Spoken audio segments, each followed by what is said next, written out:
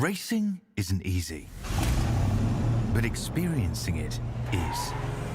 iRacing puts you in the driver's seat with the industry's leading sim racing game. Drive on laser scan replicas of the greatest racing circuits from around the world.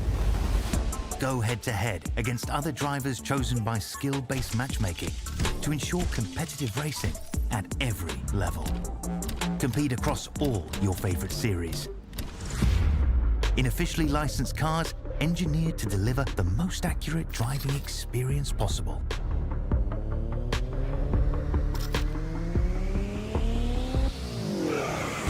Join a race or host your own with players from across the globe. Race against the computer or in a league with friends. Feel the thrill behind the wheel. Visit iRacing.com.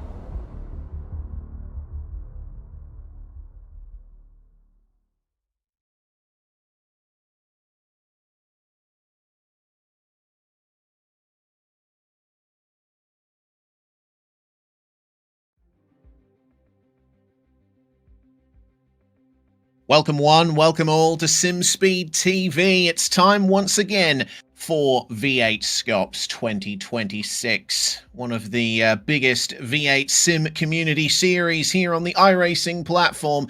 We're ready for the Penguin Parade Super 225, round 6 of the championship at Phillip Island Circuit, a classic Australian motorsport venue that has been a fixture of V8 Supercar racing on the iRacing service since the V8 Supercars were added. In fact, Phillip Island, the oldest Australian track on the service, being added all the way back in, 2010, 2011? It's been around a while, and we are going to notch one more race, or a couple more races, in fact, into its history tonight. Split 2 action, of course, up first, and we'll be bringing that to you very shortly, but welcome, everybody, whichever platform you've come on, YouTube, Facebook, Twitch, or Kick. We appreciate you being here, and we hope you enjoy the show. My name is Reese Gardner. David Haynes is alongside me in the comms box, and Dan Yeaman is behind the scenes handling the production and bringing you this stream. David, Phillip Island is... well, as I said, a classic venue. It's got a very old school layout, not much in the way of tarmac runoffs or catch fencing or anything of the like. It is speed and overtaking opportunities and flowing corners all the way through. Yes, hello Reese and hello everyone. We missed you at Mexico City, but we're back for Phillip Island. It is such a good track for these cars. It's such a good track for so many cars because it's got a really fast front stretch with a beautiful view and then lots of fast corners, long fast corners, but leading into just a couple of key big braking zones. So commitment through turn 1, braking into the Honda hairpin and at Lukey Heights. It is on Phillip Island, Australia's second most populated island after Bribie Island in Queensland, ahead of Kangaroo Island in South Australia and ahead of Rottnest Island, even if you count the Quokkas. So turn 1, really fast in these cars, big, heavy, lots of horsepower, but not a whole lot of aero, so that's a real gamble how brave you are there. The southern loop goes on and on, rising over a crest and often gets really filthy around the outside. Turn 3, Stoner Corner, really fast sweep, setting up for that braking zone at turn 4, Miller. Siberia's got a hell of a view, and you can race side by side through Hayshade, but it will cost you time. You can't go flat out side by side through those sweeps as you try to set up for Lukey Heights over the crest of the hill, big downhill braking zone into MG, and from there on out, you are picking up speed to come around onto the front straight where all of the pace happens. Yeah, it's got a fast end to the lap, a fast start to the lap. Phillip Island is all about average speed, and nailing your exits out of those slower corners is crucial to your lap time. Traction is everything around here, and I'm sure we're going to be seeing a lot of great slipstreaming battles over the course of the racing here today. Well, last few minutes of the practice session for Split 2. Of course, no qualifying session for this first race of the night. The grid has been set by pre-qualifying. and we're going to be going for 23 laps around here. A nice short sprint to kick things off today. 50-minute time limit, so if we have a couple of safety cars, we may go time certain. There is one compulsory pit stop with a 45% fuel tank restriction, so the drivers will have to take a bit of fuel, and they will almost 100% guaranteed be changing tires at that pit stop. Which brings us also into the conditions out there. It's actually quite cool out there at the moment. 21 degrees Celsius on track with a 19-degree air temperature and plenty of clouds in the sky in the sim. And that suits because between the two of us, you're quite cool and I'm out there. So yeah, it being winter, it is relatively cold on Phillip Island, thank goodness. But it's even 19 degrees with that kind of a wind blowing across the island. But it looks gorgeous for racing. And when you talk about taking tyres at that pit stop, right-hand side tyres take an absolute beating around this place because of the fast, long, left-hand corners on this anti-clockwise circuit. Southern Loop, Stoner Corner, Siberia, that final corner, all of them are just continuous torture on the right-hand side tyres. Yeah, the right rear in particular is going to suffer quite a bit, I'm sure. It's all about managing the temperature of the rears and making sure that you have the life left in your tyres over the course of the stint. And, well, you can decide to pit very early on, which will maybe give you some track position with an undercut, but it means your tyres will suffer at the end of the race. You could do the opposite. You could go a bit longer on that first stint and go a bit deeper into the race so that you have less laps to do on your new set of tyres and you can push them harder as a result. But that's all left to come here.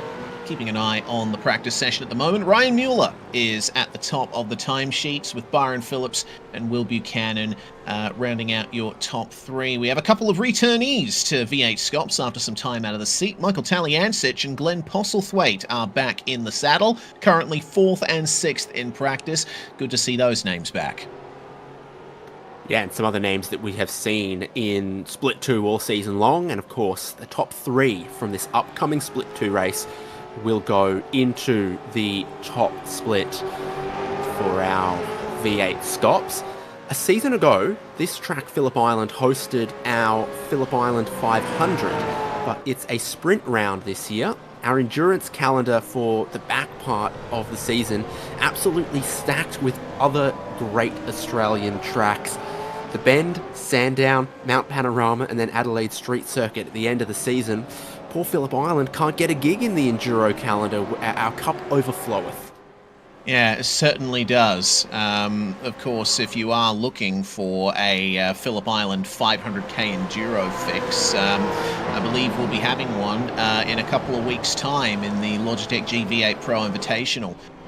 They'll be running their 500k Enduro at Phillip Island in the middle of the year, which is quite an interesting choice, but we'll see how that one works out. Phillip Island will get its dues, just not in this particular series.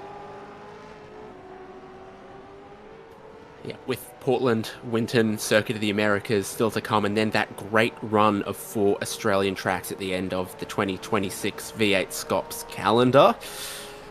It's a good calendar, especially backloaded with all of the tracks that we know and love and that we know produce amazing racing and we look forward to. So Phillip Island is going to be a good one.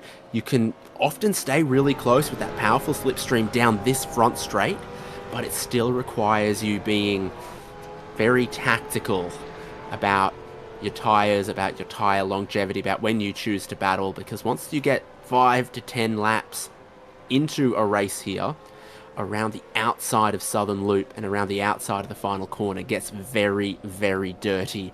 Marbles build up, dust builds up, sometimes gravel gets dragged on, grass gets kicked around, all of that. Yeah, it is a tough circuit to get right in any car, let alone a 600 plus horsepower, 1.5 ton beast with a locked differential.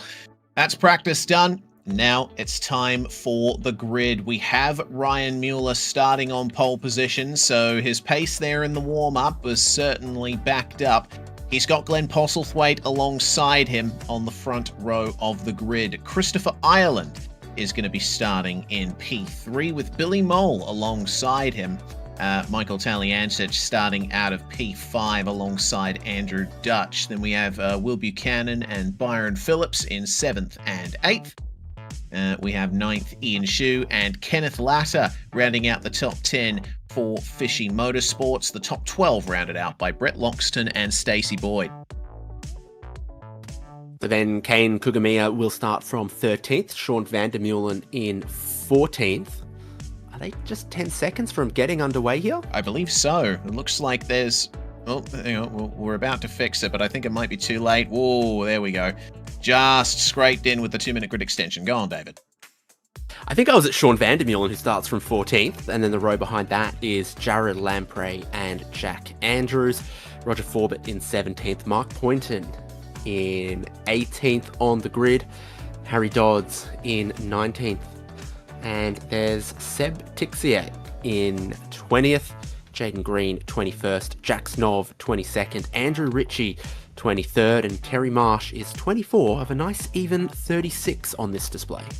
Yeah, it means we can split it 3 ways very nicely. Ryan Nielsen and Brandon Levin are on row 13. Liam Milner for Momentum Racing starting out at 27th alongside Cameron Garrity, with Logan Barnett and Roy Clark rounding out your top 30. Just 6 more cars. Aaron Gilbert and Dan Hall on row number 16. Scott McKenzie and Trent Bennett behind them. Then it's Dean Logsdale and Stephen Banks, your entire field there. And pretty much all of them running some quite competitive times. Just about the whole field was running in the 132s in practice, so I'm very interested to see how close the competition is going to be. Ryan Mueller, to his credit, the only driver in the warm-up to run a time below 1 minute 32, so he'll have a lot to play for here. Going from that warm-up session to the race, not much has changed with the weather, but just a tiny bit of temperature has come out of the track, down from 21 to 20. This is a cool racetrack. It will be grippy, but even when it's cool, it still can really hurt the tyres. You build up temperature even from a cool track with how long some of these corners are. You spend an eternity in the southern loop. Temperature builds up, builds up, builds up, tyre slides, and then begins to wear. It indeed does. How long are we going to have to wait before we see those tyres fall off? We're about to find out. The first lap about to get underway here as the revs rise throughout this 36-car field. Ryan Mueller at the front, going to drop the clutch right now, and away we go. That's a lot of wheel spin for Glenn Postlethwaite, and he is going to get swamped by the rest of the field, already in danger of falling outside the top 10. They passed him 5 wide. That's crazy. Ryan Mueller leading into turn 1, but that was incredibly close there. Everyone trying to get around the slow starting posse, and there's 2 cars off there. Looks like Ryan Nielsen, one of them, and Roger Forbett, Cameron Garrity, Roy Clark, all losing spots there. That's not ideal at all. Got McKenzie also losing out through some of that. I think he was off sideways. Now we've got the first massive braking zone. This is where some carnage can happen as well. 3 wide ever so briefly there as Glenn Postlethwaite tries to stay in the top 10, but Brett Loxton gets the run on him coming out of Miller. Posy gets back up the inside at Siberia as they try to go single file. The AITX Revolution e-racing car with a little bit of a wiggle there on the exit of Siberia. This is just ahead of Postlethwaite. Kenneth Latter, Will Buchanan, Andrew Dutch, all racing as hard as they possibly can here. But be gentle, because Lukey Heights over the rise here comes into the downhill braking zone for MG, which is incredibly difficult to nail. Loxton struggling to keep his car straight in the braking zone, and that's going to give Ken Kugamiya a free kick effectively. He moves up just about past Latter. Yeah, it looks like Loxton might have locked up going to MG, pushed Ken Latter wide, and then it continues on through the final corner. Now once you get to full throttle, you're going so quick downhill on the pit straight and then downhill into turn 1. Too wide there, Kenneth Latter and Kane Kugamiya. Kane up the inside, and looks like they're going to keep that going into turn 2. Latter's going to move back up the inside. Kugamiya's wide. Glenn Postlethwaite sends them both wide as well, and there's some little bits of contact. There's a spin through Southern Loop as well. Stacey Boyd is around, and that has collected the field coming. I see one of the Vermilion Esports Camaros there. I think it's Ian Shu that's unfortunately come a cropper as a result of that. Yeah, so where you want to be is like somewhere inside the top 10 because it's carnage absolutely everywhere else. More will continue. Someone's sliding on the grass to the apex of Honda Corner. I thought that was going to be premise type stuff. Yeah, Jack Snolv in the, was it yellow or orange? Sort of halfway between that car right there with the Fanatec on the side. He was very lucky to pull that one up. Stopped pretty much just short of the apex at the hairpin, which, well, there was a lot of risk of the field getting cleaned up, but it ultimately didn't happen. So we do stay green for now. At the moment, Ryan Mueller pretty much in control of this race. The battle really is for second on back. Mueller with a gap of nearly 1.5 seconds now over Chris Ireland and Billy Mole, who are chasing hard. Let's see what the lap times are like here. First proper fast lap of the race, and it is a 1:32.8 from Ryan Mueller, and it looks like everyone behind him reasonably close. Billy Mole a little bit faster, but a 1:32.5 from Will Buchanan. He's taken advantage of the slipstream. Yeah, so much happening throughout the field to unpack, but up front, Buchanan with a really good run towards this group where you've got Ryan Mueller, Space, and then second through to 7th, Island, Mole, Teliancic, Phillip, Dutch, Buchanan, and only 3 drivers can transfer into Split 1. So right behind Billy Mole in 3rd place there is where the run of chocolates runs out. It's musical chairs, it's past the parcel, and only the top 3 are going to be enjoying that. That they will. It's going to be a tight fight, I'm sure, especially considering we have a pit stop coming up, and that can have a huge effect on your relative position. I noticed coming out of Siberia, an awful lot of gravel had been thrown into the racetrack on the outside, and that's going to take a while to clear, so maybe there's a bit of extra risk involved with all of that. This is the battle outside the top 25 here. Ryan Nielsen and Dean Logsdale trading spots coming into Lukey Heights. And car 201 of Nielsen now sees Cameron Garrity up in front of him. There's going to be a lot of potential for a move here. And that is a freebie with Logan Barnett spun around on the inside of MG. I'm wondering what caused that. Ooh, well, I think probably a bit of help, mayhaps. But Logan Barnett's not happy with that. Dean Logsdale, I was about to say, one of the drivers who's up the most positions in the field. He won't be anymore because he comes into the pit lane. Yes, it looks like getting his pit stop out of the way early, either that or he's dealing with some damage on that car. Pit window is open from the end of lap 2 to the end of lap 22 is when you can come in for your compulsory stop. We're going to have a look at what happened here to Logan Barnett, trying to put the move at MG, and oh dear, that's effectively he did that all on his own. No help at all. Yeah, like a bit of rear locking as he came into the tight right-hander. So might have that brake bias a long way back. I think that's actually normally a good strategy for Phillip Island. Fast, long turns. But might have got the downshift wrong as well. Didn't blow a motor or anything, so it doesn't seem like he lunched the downshifts, but he did spin, lose a big chunk of spots. Now here's the battle for 16th. Brandon Levin up 10 places off the start. He's got Jaden Green and Andrew Ritchie chasing him, and Jaden Green in the Project 36 Mustang has a wild ride on the way into MG. Almost did the same thing Barnett did, but manages to keep a hold of it. But every little slide like that is going to put a lot of temperature into your tyres, and that's the opposite of what you need right now. The drivers want to sort of ease these tyres in. They want to take advantage of the pace while these tyres are a little bit cooler, because they can overheat very easily, even in these cool track temperatures, through super fast turns like this. 280, not bad. That'll get the post there on time. As we follow on board with Jaden Green briefly, had that help of a little bit of slipstream, and in that tow, got pretty well to the top of his gearing as well. So the way his gearing was set, he's not going to do much more than 280. 7,500 RPM rev limiter multiplied by that final drive ratio, and sixth gear is going to give you the top speed you can do. Oh, contact! Oh, dearie me. That is not going to work. Andrew Ritchie sent off the track there from, was that Terry Marsh, I believe? Potentially. Looked like some contact there in the braking zone for Miller, and Ritchie's having some trouble getting back up to speed there. It looks like actually Ryan Nielsen, the Mustang, was having some trouble there through Siberia as well. Got caught on the gravel that had been dragged onto the circuit. Yeah, the track gets dirtier. It doesn't get cleaner in most of these places, and once the tyres heat up, they begin to shed marbles in the long, fast corners too. So race control are working through a lot of that contact that we saw on lap 1. The first penalty handed out goes to Harry Dodds, contact on lap 1. There'll be a backlog of other things that race control are looking into as well, so expect a little bit more information on the top of your screen as we go on here. Yes, indeed.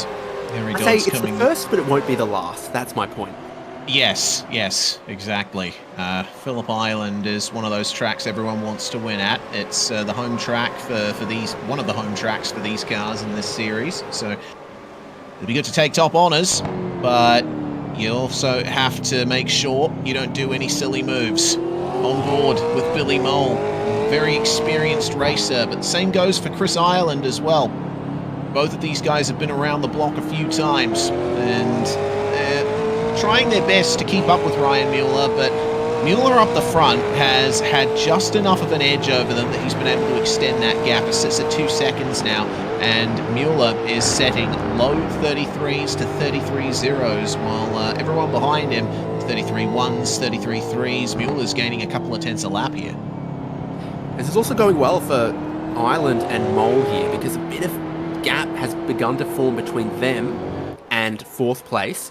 And in that battle for fourth place, the next fastest car, Glenn Postlethwaite, started on the front row, gigantic wheel spin, dropped out of the top 10, he got swamped. Now he's trying to come back. We know there's going to be car pace. Single lap pace in qualifying was there.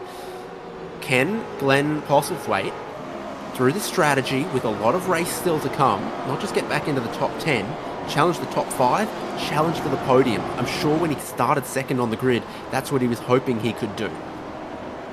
Yeah, but getting these cars off the line is half the battle, isn't it? And it's been a while since Pozzie's been in the seat. He is, of course, one of those I'd say ancient competitors in this car. All the way back to the early 2010s, Glenn Postlethwaite was around and about, and this is the first time that I've seen him here in a Gen 3, at least. So, trying to put all that power down to the ground while getting off the line smoothly is not an easy task, and even the best of us, even the most experienced of us, can make those kinds of mistakes. But now, wide on entry into Siberia just then for him, by the way, so he was trying to set up a late apex, but he was wide going in and found those marbles. Kane Kugamiya gets away from him, Mark Poynton gets onto him, so we've just jinxed him, I think. Yeah, potentially we have, but if anyone can get something together and try to make a recovery, it is Glenn Postlethwaite. So we'll be keeping an eye on him to see how he goes, to try and get back into that top 10. Riding on board at the moment with the car of Will Buchanan, who currently holds the fastest lap of the race still at that 1:32.5. Well, not likely to see that pace again until the drivers come in and get a fresh set of rubber on their cars. Usually these tyres are at their quickest right out of the box, and their pace only decreases from there on out. And Buchanan, I think, is starting to feel it. The fronts weren't quite working for him through the first corner here, but you bring it in tight for the exit here of Southern Loop, and if you nail the power, you'll be able to get a run on your rival. But Byron Phillips doesn't look like he's in any hurry to defend. He seems to be focusing a little bit more here on Michael Talyancic, but there is a potential move here behind. Brett Loxton up the inside of Andrew Dutch, and Kenneth Ladder's going to try and follow him through here, but Dutch with a great exit around the outside of Miller, going to keep Loxton very busy through Siberia. It seems like just enough of that gravel has been cleared now that there's a wide line to use, but Loxton's still struggling for traction on the way out. Yeah, so we start with gravel, but then we'll end up with marbles there. So, yeah, this goes on with Loxton ahead of Dutch. Ken Latta, Kane Kugamiya catching them as he's left Glenn Postlethwaite behind. So, the last lap or so, Kugamiya's looks good. Yeah, very good indeed. Kugamiya's been just gently working his way up at the moment. 3 places that he's gained in these first 8 laps of the race. And now he's got a triple slipstream to work with.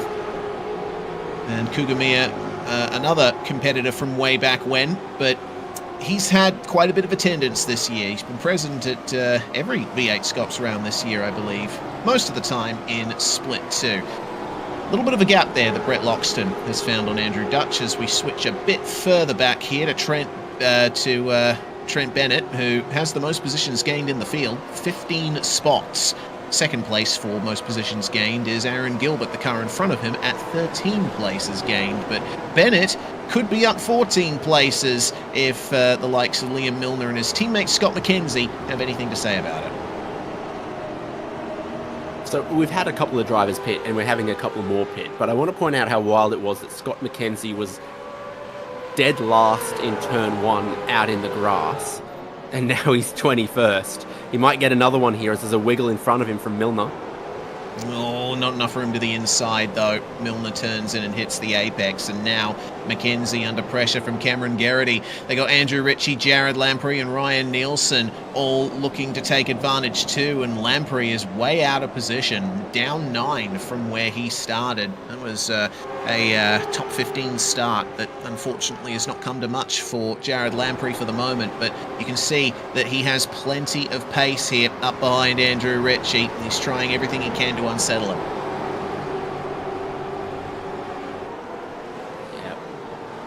Over the top of the hill, you're still turning as you begin to brake, but there's a little bit of camber at the apex that helps you at MG Corner. Maybe it helps you a little bit too much if you're Logan Barnett.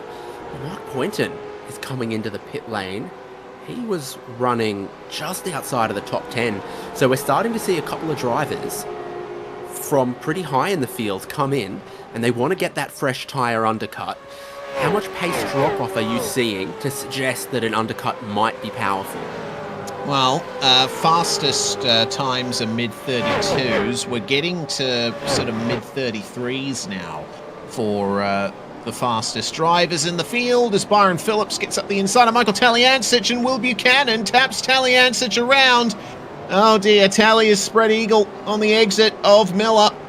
He'll try his best to get out of the way here, and fortunately no others are involved, but Will Buchanan making a recovery himself just up ahead. That's going to be something that race control will be looking at for sure. I do think that around about now is when you would want to pit, though, for new tyres, because, I mean, the race has gone way quicker than I expected. We are almost halfway through. The average speed is super high here, and we're used to lap times that are sort of about just over 90 seconds.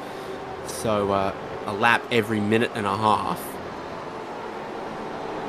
And I'll say it, we've been safety car free as well.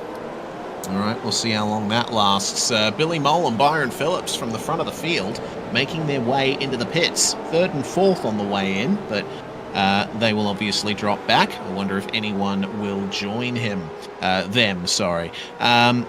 Pit stops, the quickest from Stephen Banks, who pitted on the previous lap with Liam Milner. Mark Poynton, of course, also pitting at the same time too. So let's see what kind of times they can put down on their first laps out of the lane. Ryan Nielsen now on the back of Jared Lamprey and trying to get some track position here. Door opens a little bit on the way into turn 2, but it's very difficult to put a pass on here. Yeah, what you're trying to do is you're trying to make them defend into turn 4 and go offline, dirty their tyres, or just generally feel like they're under some kind of pressure. It's all about unsettling at this stage of the race. The tyres are past their best. They are more sensitive to that thermal degradation that we see from them. So if you want to try and unsettle your rival, now is the time.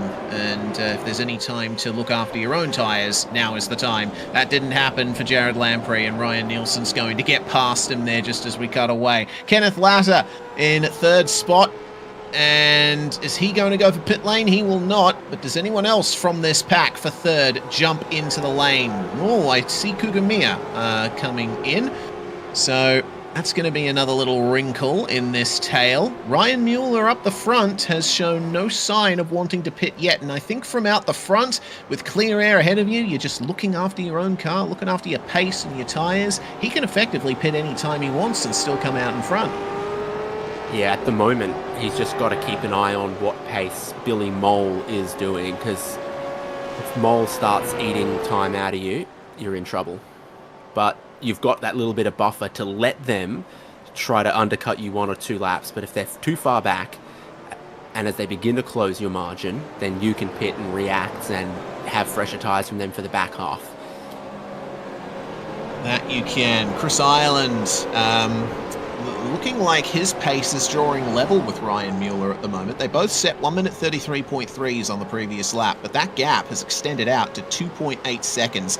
That's going to be really difficult to make up unless Chris Ireland can undercut Ryan Mueller by about 4 or 5 laps. So I would guess that he'd have to pit now in order to make that work. But Mueller... We're about to watch a pit entry from Trent Bennett. Him and Jared Lamprey both got penalties for speeding on pit lane.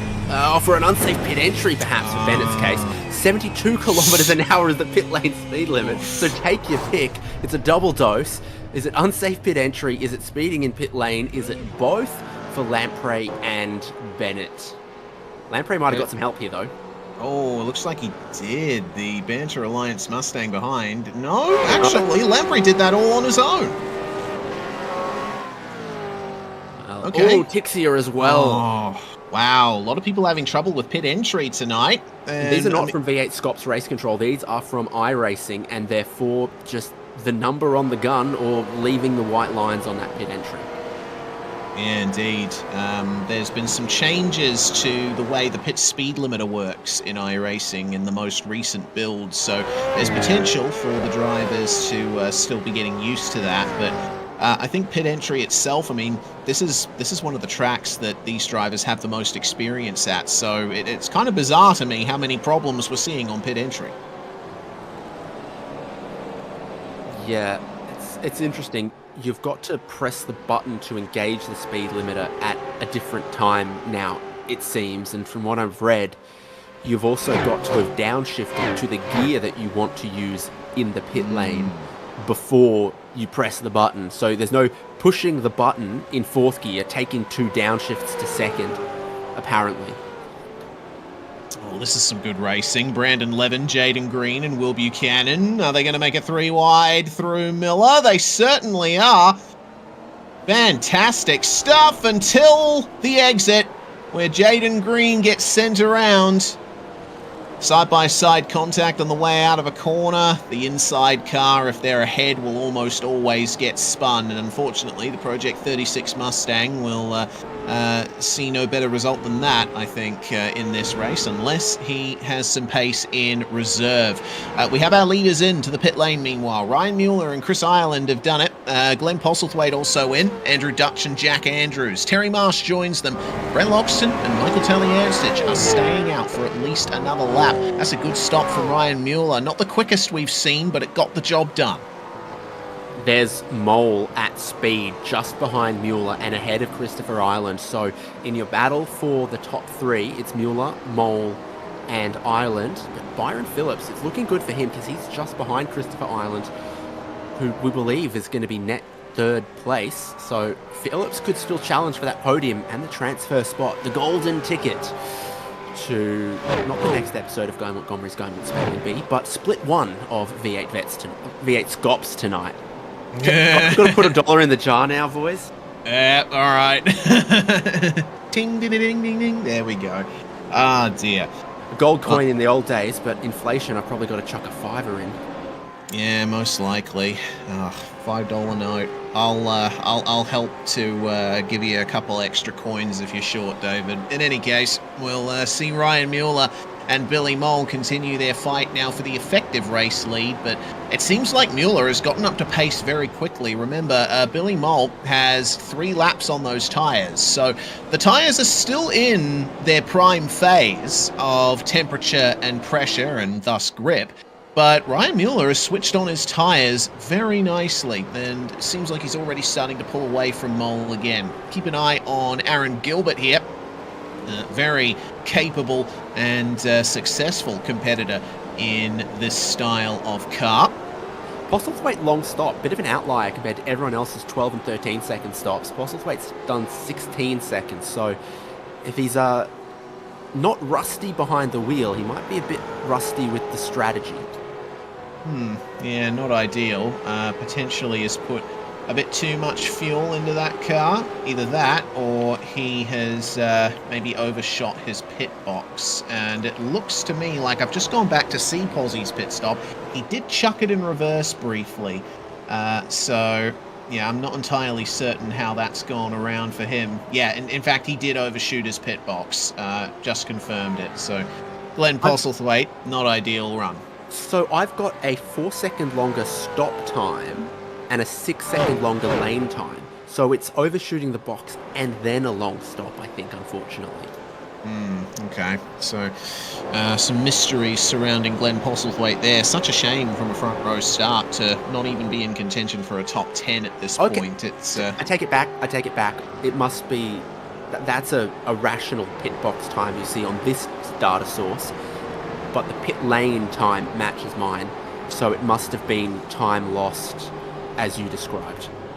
Yeah, overshooting the pit box by, I'd say, about a quarter of a car length, and having to chuck it in reverse, roll back into the box so that the pit stop actually gets triggered.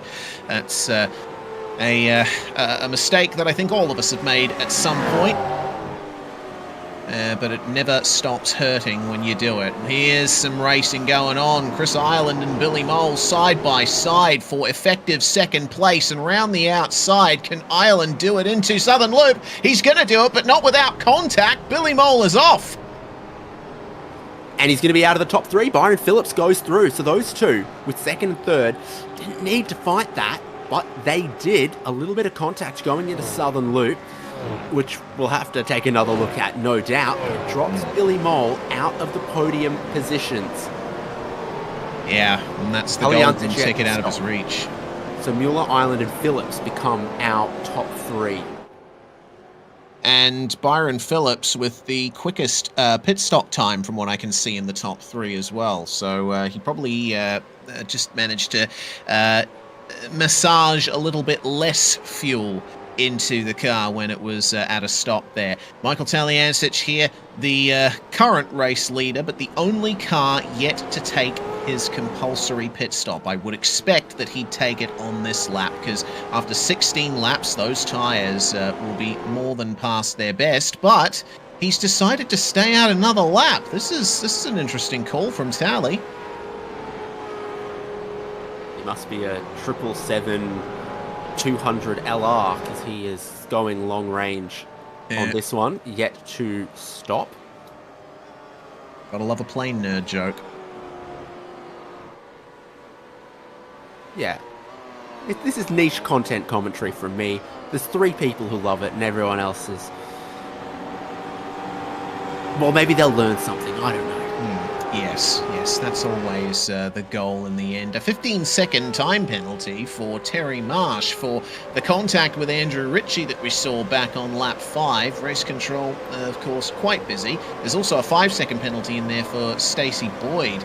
Sean Vandermeulen was who Stacey came together with on lap 2, and so those chaotic opening laps, race control now applying the penalties from that, and that's not ideal for Jared Lamprey. 10-second penalty for an unsafe rejoin, which ultimately cost Dean Logsdale a couple of opportunities.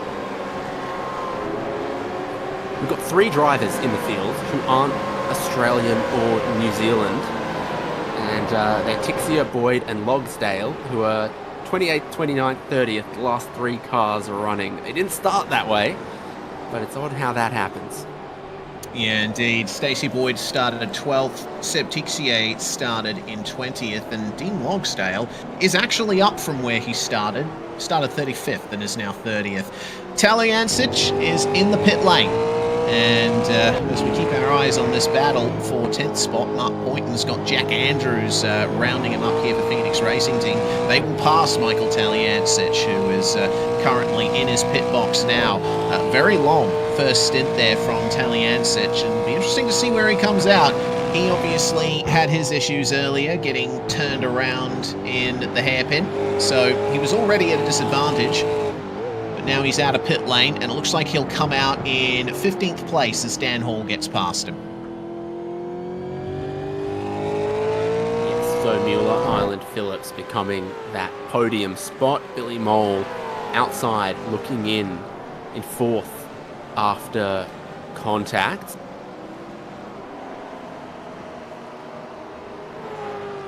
Lovely view of turns 1 and 2 here. It's such a picturesque venue, Phillip Island, and a beautiful layout. One of the best places in the country to watch race cars do what they do best and go fast. Talyancic is going to be fast here. Got the freshest tyres in the field now and is making tracks on Dan Hall. Even though he lost the position on the way out of pit lane, he'll have plenty of grip and should be setting some fast times in the next few laps or so. We do have a new fastest lap of the race, by the way, from Jack Andrews, the first driver to get into the 31s on race pace. So it seems in this mid-phase of the race, you get some clear air, you time your run right, you're going to make up quite a bit of track position.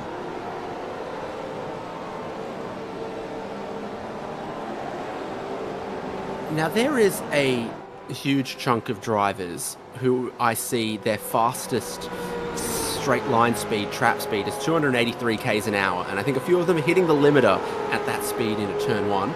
Andrews has got a tiny bit more, so maybe in the toe, with a tiny bit more gear, it's helping him out a tiny bit. Brandon Levin and Aaron Gilbert side by side through turn 1, and Levin's just going to hold on to that one. Very close to contact. It's a good point you raised, though, about the gears. So in the Real World Supercars Championship, the gear ratios are fixed and they are chosen per track. But the drivers are all locked into the same gear ratios for a round. Right, every the car has the same regulations decide a final drive ratio per track Yes. that everyone must use. Yes, correct. But in iRacing, in the sim, you have the freedom to choose whatever gear ratio you want at any given track. So I think the drivers hitting 283 are running what would be the default ratio at Phillip Island in real life, but some of them going for a slightly longer ratio for a bit more straight line speed and, crucially, maybe a bit more drivability out of the corners. Yeah, so in any league or race where it's open setup, then the final drive ratio is also open. This is Jack Andrews, so we'll see what he's got in a straight line here, with Postlethwaite going around the outside of him in the final corner. Side by side, at least 2 corners in a row. We love it. Oh, we do. We love the super close racing that these cars provide. Very close in the real world. In the sim, all running the same physics set, but there's contact, and Jack Andrews and Glenn Postlethwaite come together. Posy sent spearing off into the gravel, just finds the tarmac runoff on the exit of Doohan. And that will potentially be a penalty coming Jack Andrews' way, but we'll have to wait to see what race control ultimately decides from that. It's another sting in the tail for Glenn Postlethwaite, who's had a very rough race here. From the front row to a long pit stop, from the front row to getting a poor start to a long pit stop, and then that contact just then. I think Possy's going to be looking forward to next round after this. Yeah, you need to see another angle on that one, because we're turning into turn 1 here. So that's a bit touch and go. I think a chopper view would certainly work out nicely for that. So Posy, of course, on the title line coming into turn 1. And Andrews, it looks like Posey gets a little bit of understeer there. Postlethwaite's not making the apex there, and Andrews has given him plenty of space. Andrews is all the way on the curb at the turn in, doesn't turn in particularly early, and at the point that the contact's made, it doesn't look like Postlethwaite was ever tracking to really be on the inside there. So unfortunate, because it looked like it was shaping up to be a great race, and you want them to be able to race side by side. You want them to be encouraged to feel like they can race side by side, but also feel like that if they do, that they should be respectful and give each other space. So I don't like to see it end like that, but I don't think Andrews did too much pull there. No, yeah. He braked first. He broke first. Yeah, and Andrews didn't do anything wrong. It's pretty clear.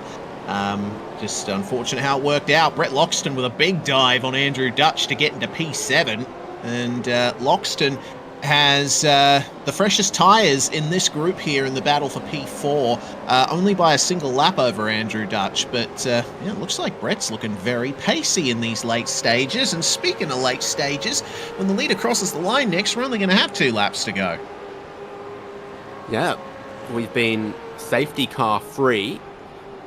Not unpredictable at Phillip Island. Everywhere there is a wall you could hit is a long way off the track. You just saw Postlethwaite leave turn 1 at high speed, but there's no wall to hit. Gravel, pavement, and then a grass berm. It needs a big incident for you to actually break your car and come to a stop on track. Yeah, indeed. Well, the penultimate lap is about to begin for this group of drivers. Billy Mole back in P4 now after his unfortunate contact with Christopher Ireland in turn 1. He's trying his best to defend from Kane Kugamiya and Kenneth Latter, both of which have slightly fresher tyres than Mole does. In the background, Jack Andrews, it looks like, has gotten past Mark Poynton. That is the move made there, and Andrews is going to defend into turn 2. Not much that Poynton can do versus that. He'll have to stick behind and wait for another opportunity. So a couple of packs coming back together after the pit stops. That's what often happens. You start the race, you begin to get a little bit of field spread. Some people pit early, get a bit of an undercut. Some people pit later. And then drivers that got undercut have fresher tyres in the back half of the race to come back at those that undercut them. Yep, this is how the ebb and flow of the race swings. The drivers that pitted earlier will now have tyres that are not at their best, while those who pitted later still have their tyres switched on.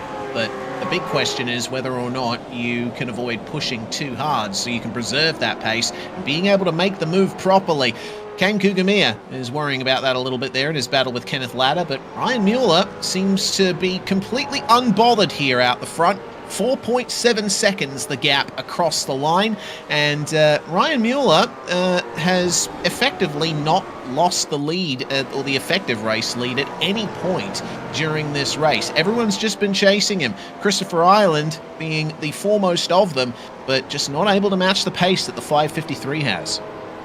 Good at every phase of the race, Ryan Mueller. So obviously supreme in qualifying to start from the front row, then supreme on the race start to break away, break the slipstream at a slipstream heavy track, then tidy on his tyres, good strategy, being quick in the race pace for both phases. So that's a tick in every box for Mueller today.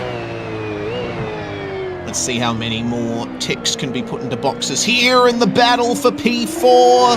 Kenneth Latter trying to go for the top 5 here versus Kane Kugamiya. Got the line on the way out of the corner. He's going to try and shuffle him out of the way at Siberia. Big slide for Latter, and contact is made, but ultimately Kane Kugamiya gets away from that, and now Latter is under pressure from Loxton. This is going to be quite a change if they can pull this off. One last big heavy braking zone to come at MG.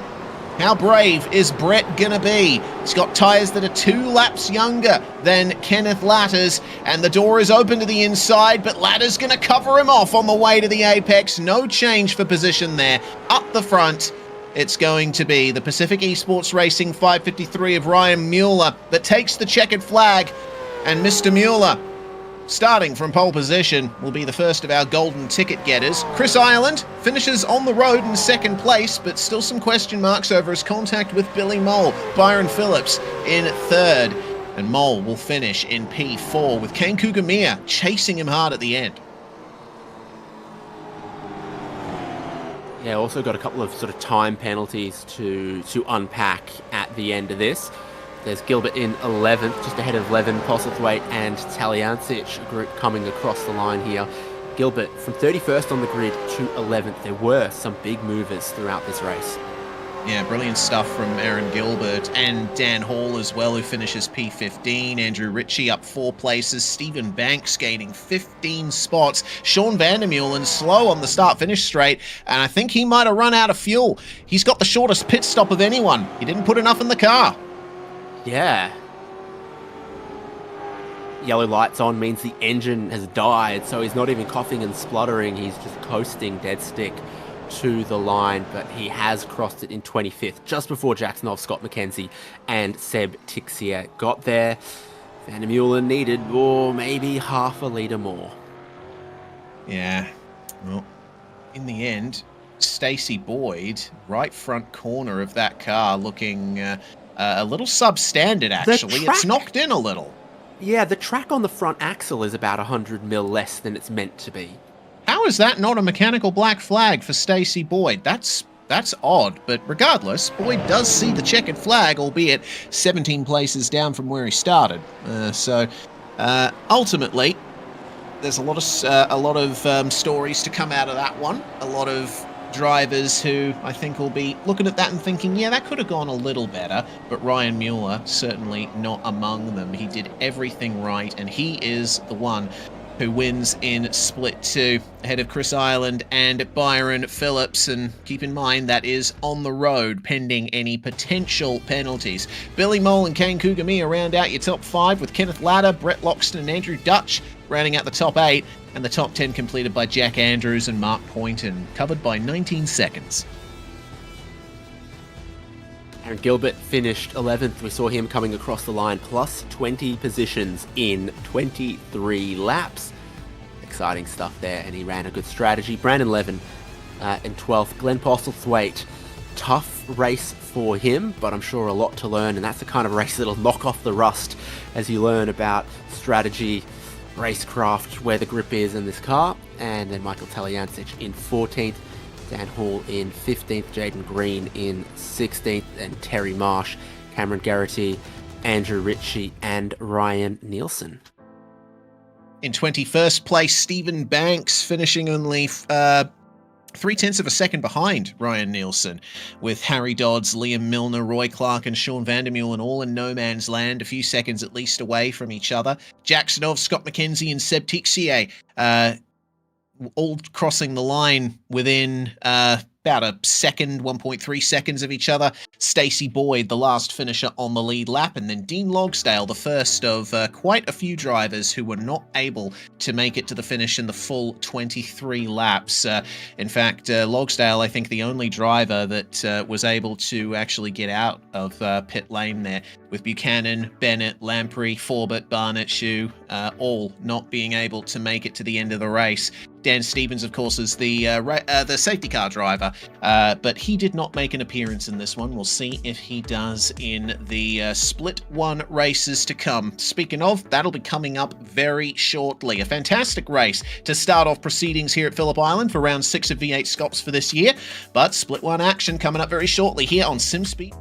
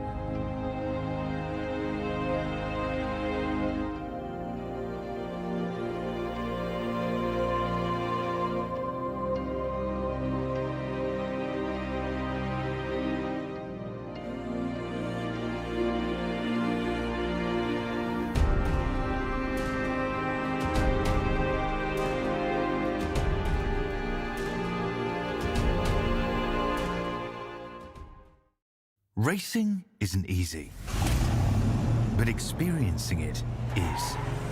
iRacing puts you in the driver's seat with the industry's leading sim racing game. Drive on laser scan replicas of the greatest racing circuits from around the world. go head-to-head against other drivers chosen by skill-based matchmaking to ensure competitive racing at every level. Compete across all your favorite series. In officially licensed cars, engineered to deliver the most accurate driving experience possible.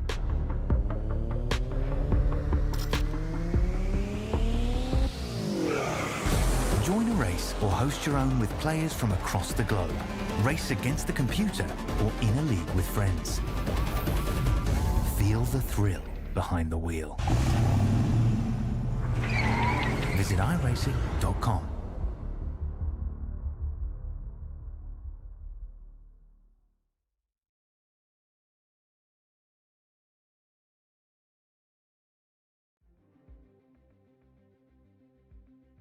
You're watching SimSpeed TV on YouTube, Facebook, Twitch, and Kick, the 6th round of V8SCOPS 2026 here at Phillip Island. Well, Split 2, we came away with quite a bit of action, quite a bit of drama, as always expected from a series of this caliber.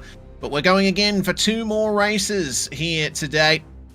In Split 1 competition, the field that pre-qualified for Split 1 will be joined by the top 3 from Split 2. And my goodness, I'm looking forward to it. My name is Reese Gardner, if you're just joining us. David Haynes is alongside me in the comms box, and Dan Yeaman is the one bringing you these live pictures behind the scenes, pressing all those buttons from the producer's chair. Well, David, looking forward to Split 1. This is where the heavy hitters are, and the pace is already looking quite substantial compared to Split 2. Yeah, and we've got a format that gave us so much excitement at Road Atlanta, so I'm excited to see it again here at Phillip Island. One shorter race leading into a slightly bigger, more substantial meal. Yes, indeed. And it is a 2-course meal, in fact, with this being the format. A 17-lap first race, followed immediately thereafter by a 34-lap race. The top 10 from qualifying will be inverted, so whoever runs the 10th fastest time in the session to come will be the one starting on pole. There are no compulsory pit stops for it, though. It's just going to be an out-and-out sprint, though there is always potential for a safety car interruption. The second race, about twice as long, with the grid set from the qualifying results, so whoever runs the fastest time in qualifying will get pole for race 2, but there will be a compulsory pit stop to think about between laps 2 and 33, with a 65% fuel tank restriction that dictates the drivers will need a good chunk of fuel in order to make it to the end of that 34-lap race. As you said, David, a very entertaining format last time we saw it at Road Atlanta, so I'm expecting much of the same here today. Yeah, just so many options to do it differently, so much excitement. Gave us Hobbo as a race winner in race 1, making great use of the invert top 10 at Road Atlanta. So your best drivers will qualify at the top of the qualifying session. They'll score the most points, but they won't necessarily find it easy to clean sweep the round. And race 1 will sort of give us something a little different, but then we've got some classic strategy in that second race here. And we've got some classic venues upcoming on the calendar. We're almost at the halfway point of the championship. In fact, at the, I don't know, maybe some laps into race 1 here at Phillip Island, we will officially reach the halfway point of the season. So looking forward to seeing how the second half works out. We're going to be starting things off at Portland on the 28th of June. Then we're going to wait nearly a month before we go racing again in Australia at Winton, before Circuit of the Americas plays host to the last normal round of the season before the Enduros at the Bend, Sandown and Bathurst. Of course, both the Bend and Sandown will be 500 k's in length, and the west layout of the Bend apparently is going to be the layout we're going to be using, which is quite the Supercars is doing that choice. too this year. Supercars is doing that too this year, I believe. So, heavy braking zone into a very tight hairpin to see us there at the Bend. Mount Panorama, of course, has to be on the calendar. It's practically written in law at this point. And the Adelaide Street Circuit, relatively new to iRacing still, added a build or so ago, and it'll be playing host to the final round in the middle of November. It's already been quite a long season for the drivers, and the championship standings coming into this round are worth talking about as well. We'll be getting that to you in just a few moments' time. But there's been a lot of form up the front from Sean Campbell in the Grid and Go Esports, number 26, driving that Mustang. He has been he hasn't been untouchable, but he's been up the front consistently more than anyone else. Zach Rattray White has been his closest competitor, as has Emily Jones, who sits in third spot. The first driver outside that magic 1,000 point barrier, Ryan O'Sullivan, the second of the Eclipse cars, and then we have Bo Albert and Robbie Gibbs for Chiefs, as well as James Scott taking up 5th, 6th, and 8th. Wayne Burke, Hayden Veld, Rayan Leonage, the rest of the drivers in the championship top 10. The last 3 rounds have seen Zach Rattray White closing that gap to Sean Campbell, who was pretty dominant in the opening rounds of the season. So there's a lot of potential, David, for these championship standings to be even narrow when we come out of this round. Yeah, I was just looking, like, who have we got tonight as well? Sean Campbell and Zach Rattray White definitely are featuring up the top of the warm-up session. Angus Lawford is 11th in these point standings from Jamie Dyke and Rain Campbell. James Chastanoff, William Sapstead tied on 444, the Moggle Buzz. Jake O'Reilly, Kurt Stenberg, Blake Warboys, Tom Freer and Tyson Broad as our top 20. Is indeed. There's still more to come. We have the likes of Mazzaroli, Brown, Jake Maloney, the reigning champion, the title winner of 2025. Only 23rd in the standings. It's been a bit of a rough go of it, with only part-time attendance for car number 1. Dylan Rudd, one of the other Chiefs cars, his attendance and results have been a bit patchier than he would like, but overall, still quite close. A bit further down, there's only there's no points separating Rudd from Sam Blacklock at this stage. Couple things to note here. I saw Sam Blacklock today. Hello, Sam. And then Ryan Jones from Kobe Jones. That truly is a case of keeping up with the Joneses. Matthew Bowler will be doing his best to close that gap himself, 8 points behind Kobe. Well, this is largely drivers that have competed in Split 2 over the course of the season, but we do see Brady Myers there in Trans-Tasman Racing, one of the big outliers. His attendance has only been part-time this season as well, so he hasn't quite gotten the points he's wanted. Andre Heimgartner competed at just about every round this season for Trans-Tasman Racing, real-world supercars driver, but hasn't quite gotten the results befitting of his real-world record, but still managing to get points on the board for Trans-Tasman Racing. So let's see if he can get into that championship top 30 by the time we get to the next round of the championship. Worth pointing out as well, we've got another driver from the days of yore that is taking part tonight, Richard Hamstead. The champion of the inaugural or test season of V8SCOPS all the way back in 2014. And he has decided to make a return here for Phillip Island as we go through the last drivers in the championship top 50. Just so many drivers that have made at least one start this season and have points on the board, but I don't think we'll be able to have them all on screen. There's only 10 seconds left here in the practice session before qualifying starts. Thomas Hinz, Harry Dodds, Stian Hallingstad, and, well, my goodness, it just keeps going. There's been so many drivers. 114 point scorers rounded out by Brendan Murdoch, and we had Seth Brown, Jared Filsell, Clint Smith, Mike Stewart, and Luke Rosella also competing. 100 and, oh god, it keeps going. 130? How many of these are there, Daniel? 176 who have signed up this year. That is crazy. Well, it's time to put all of that to bed. because the cars have woken up again for qualifying. And, well, it's time for Group 1. These are the drivers who pre-qualified 16th to 34th position, plus the Split 2 podium. So, let's see who gets the run that they need in this early part of qualifying. Ryan O'Sullivan leading the charge for Eclipse Sim Sports on a track that is pretty much the same as it was in Split 2. I think there's a little bit more sunlight hitting the racetrack, but the track temperature still only in the low 20s. So we're going to be seeing some good pace out of these drivers. But the wind direction has shifted from the northeast to the southeast, which will undoubtedly have gigantic implications. Yes, well, it's still fairly gusty, it has to be pointed out. At 16 k's an hour, that might move it closer to a headwind down the front straight, though. Yes, actually.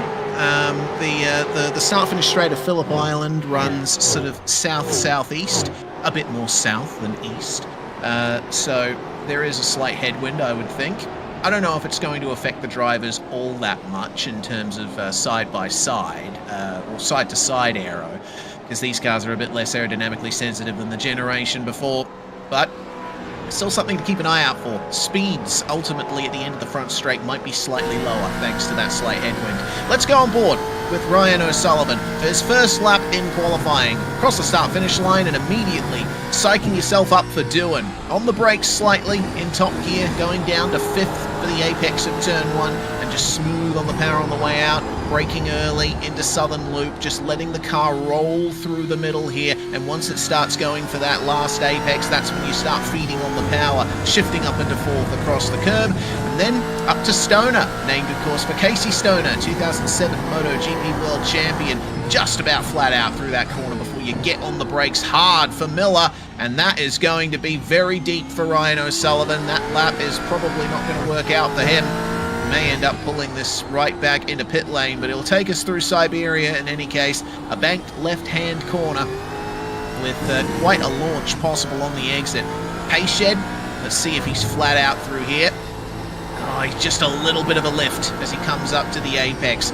Not as much grip as you'd expect out there, and then Lukey Heights, you need to keep it nice and tight to the left side of the circuit to get the best run into MG. A hump at the 50 marker, you brake before that. It's very easy to run deep there into the slowest corner on the circuit. Then just trying to build up the power through the final corner, but O'Sullivan is going to be sticking tight on the way out here. That lap was unsuccessful with that mistake at Miller, and he'll come straight back in.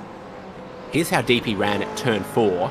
His middle sector was slower than the middle sector on his outlap. Wow. So the only driver, other than Lachlan Pryke, not improving on their outlap to their flying lap in the middle sector. A couple times come in. Hayden Veld will go to the very top. No purple sectors to his name, just an all-round good performance ahead of Jordan Ross and Matthew Gola. This is the first half of the drivers we're going to see in our split group qualifying. It includes the 3 drivers promoted from Split 2. And then the bottom half of Split 1's pre-qualifiers. It should ramp up from this group to the next group, but already some very solid times and some high-quality drivers here. Yeah, Hayden Veld at the round before last got his first V8SCOPS solo podium, so he's got a lot of nice form to carry into this round. William Brown, obviously not the Will Brown that competes in supercars. He is a different William Brown, very common name, but he's got plenty of skill behind him here. Would you say common enough that there's at least 27 other William Browns on iRacing? I would say so, yes. Yes, he's listed as William Brown in our overlays, but his official iRacing name is William Brown 28. That being what it is, regardless, Brown rounding out the top 5 for the moment. And his fellow William, Mr. Sapstead in car 81, 4th place, just a few hundredths of a second faster. First runs are done for the drivers that committed to that first run. Ryan O'Sullivan and Lachlan Pryke have yet to come back out of pit lane. They did make their way into the pits under their own power, which is, of course, dictated by the no escape rule in this session. So I get the feeling they might just be waiting for some drivers to slipstream with. Yes, that's what I was building up to. Sorry for stealing your thunder. And playing that thunder before the lightning arrived. So, yeah, O'Sullivan, I think, might be looking for one of his teammates here. So I think, I think that's what they're aiming for right here. Yep, O'Sullivan coming out just behind his teammates, but they are split by William Sapstead there. So this will be interesting on the outlap to see if there's any shuffling around for these positions. I would presume that Sapstead will want that slipstream off Matthew Bowler and Hayden Veld. He won't be willing to give up track position on the outlap here to O'Sullivan. Yeah, I'm interested to see how this plays out. I foresee quite a few drivers sort of parking it towards Lukey Heights, MG, trying to sort themselves out. And maybe the leader of this train doesn't want to be the leader of this train. You might do it if it's your teammate behind, but everyone else is going to try to ride those coattails as well. So no one's on a flying lap.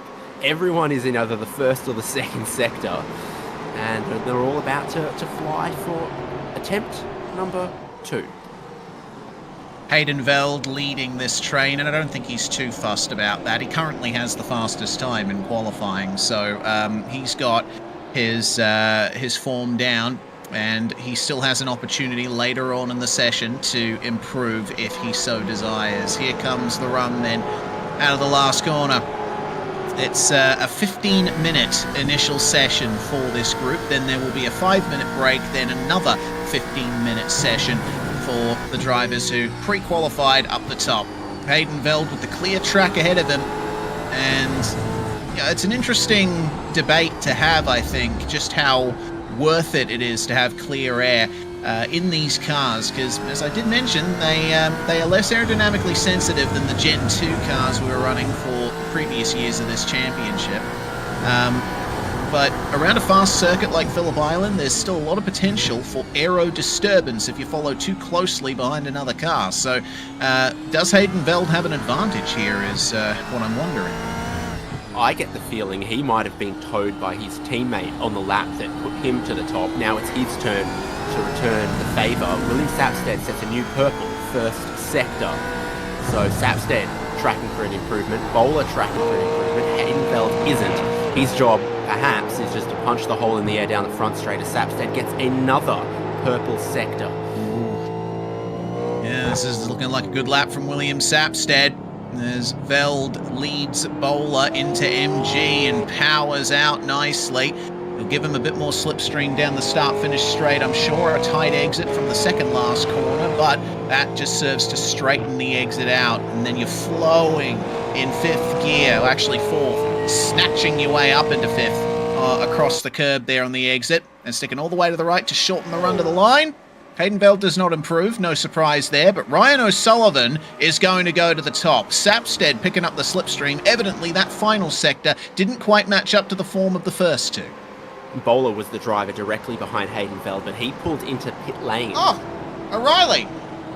That came out of nowhere. And Cameron Jones to the top now as well. This is quite interesting.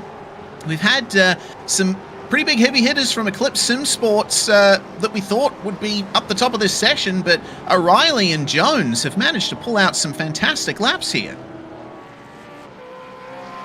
Yeah, they have. They weren't part of that leading group. They were part of the next group.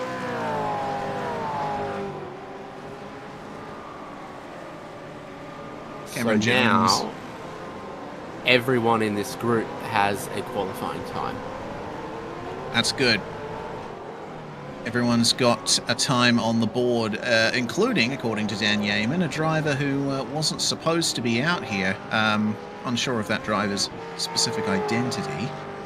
Apparently, Jordan Ross was supposed to be out with the Q2 group, but he's come out with the Q1, and he's in the pits. I don't think he'll be taking part in the session any further here, and you never know, that might end up being a penalty for him for a little procedure violation there. So, Fastest time down to a 1:31.3, and I think that's pretty level with what we saw in practice. Yeah, Rehan Leonars with the quickest time in practice, a 1:31.26. So for Jacob O'Reilly to be only a 10th off that is pretty substantial. O'Reilly wasn't even up the top in practice. So as the second or third runs, start for these drivers, it's going to be a packed track once again. They're all going to be searching for that magic slipstream. Yeah, rather than wait to leave with this pack, there are a few other drivers out there. So about to start flying laps is Mueller and Matthew Bowler. On a flying lap is Joshua Horton. William On a flying Brown. lap is Brown. There's no improvement here, though. Yeah, that looked like a 1:31.699, 700ths of a second off his fastest, and it didn't seem like he had much in the way of slipstream.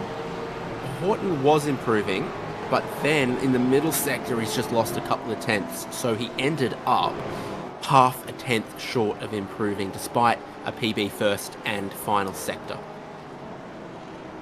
So now we're in the part of the session where the track's had some energy, some heat put into it, and I think the drivers will be looking for improvements in other ways. It's difficult when you're in the middle of a session. You know that you have a time to chase, but the way the track evolves, it can change on a dime with depending on how many cars are out on track, and of course the time of day as well. It's only 10:40 a.m. in sim time, so I think that the track isn't going to get hotter for a little bit at least, but it's still worth thinking about. Ryan Mueller coming off the win in Split 2 and currently sits 19th of 20 of the drivers that have set times thus far. We'll see what kind of improvements can be made on this lap for Mr. Mueller. A smooth run into MG, and he looks as in control of the car as he did during the Split 2 race, but as we can see, evidently a 1:32.0. That is the fastest I think he's ever run tonight, but it's not quite going to take the biscuit here in Split 1. Let's see how this lap goes. Matthew Bowler might take the biscuit 2 cars further back. Oh yeah, he will. Third place. Fantastic stuff. Yeah, third place. That's not a double coat Tim Tam, it's just an original one taking the biscuit. Indeed. He's going to Tim Tam slam it into pit lane now. Corey Shepherd in 12th place. He's got he actually ran a 1:36.3 on the previous lap, but he got an off track on that lap, so it didn't officially count for his qualifying time, which still remains at a 1:31.69. So we'll see what more can be done here from the driver of the number 12.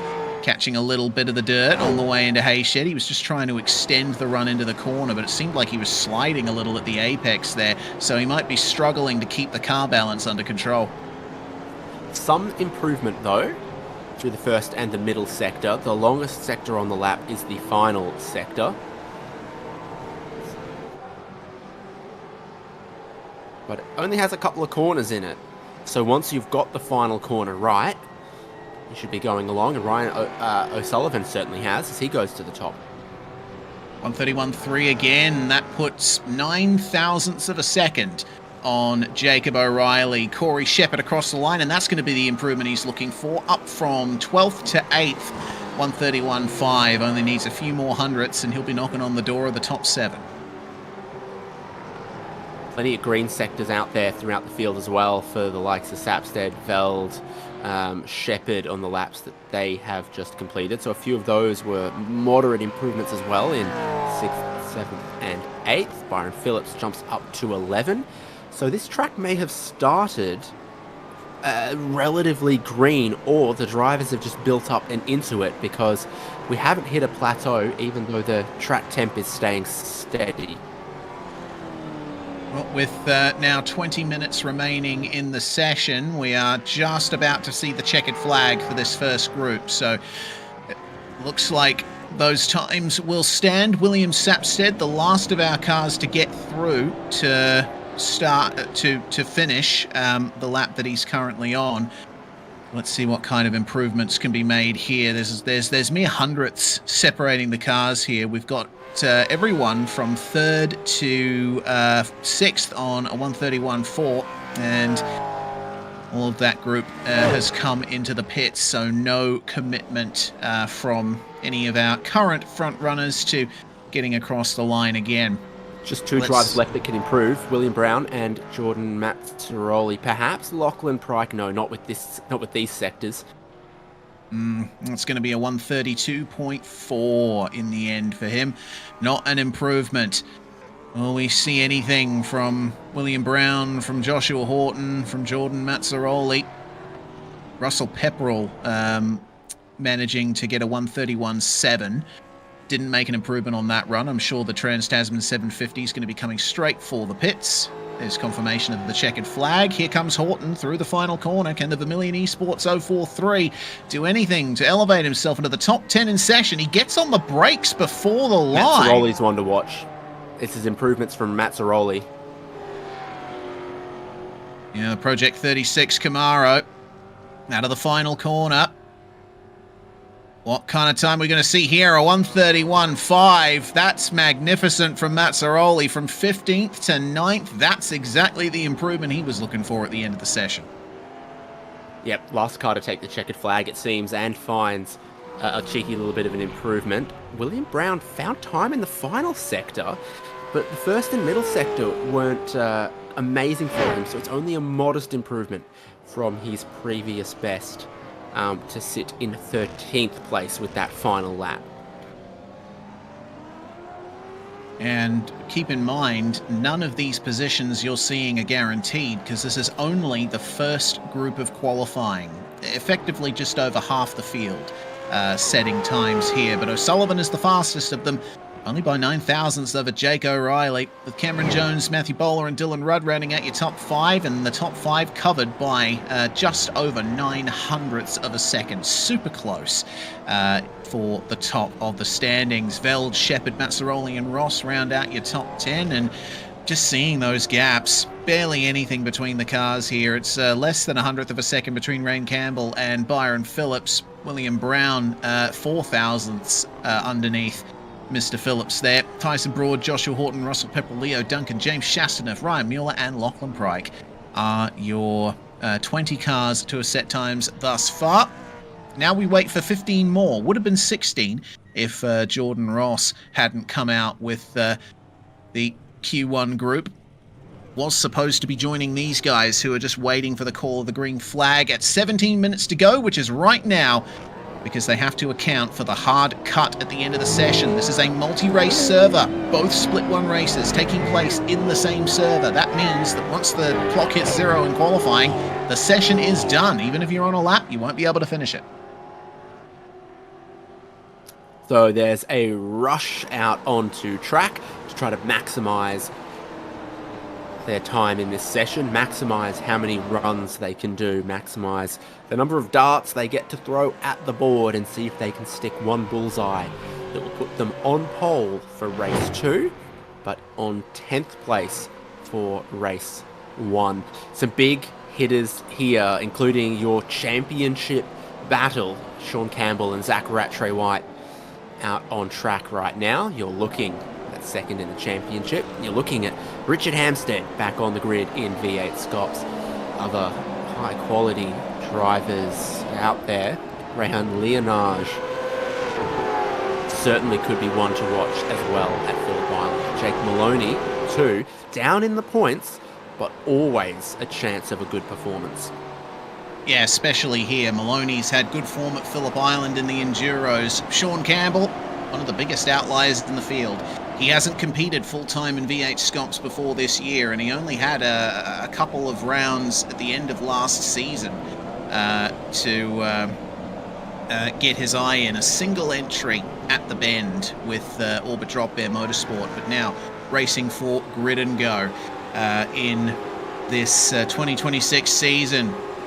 Looking for some good stuff from Tom Freer as well in car 41 there.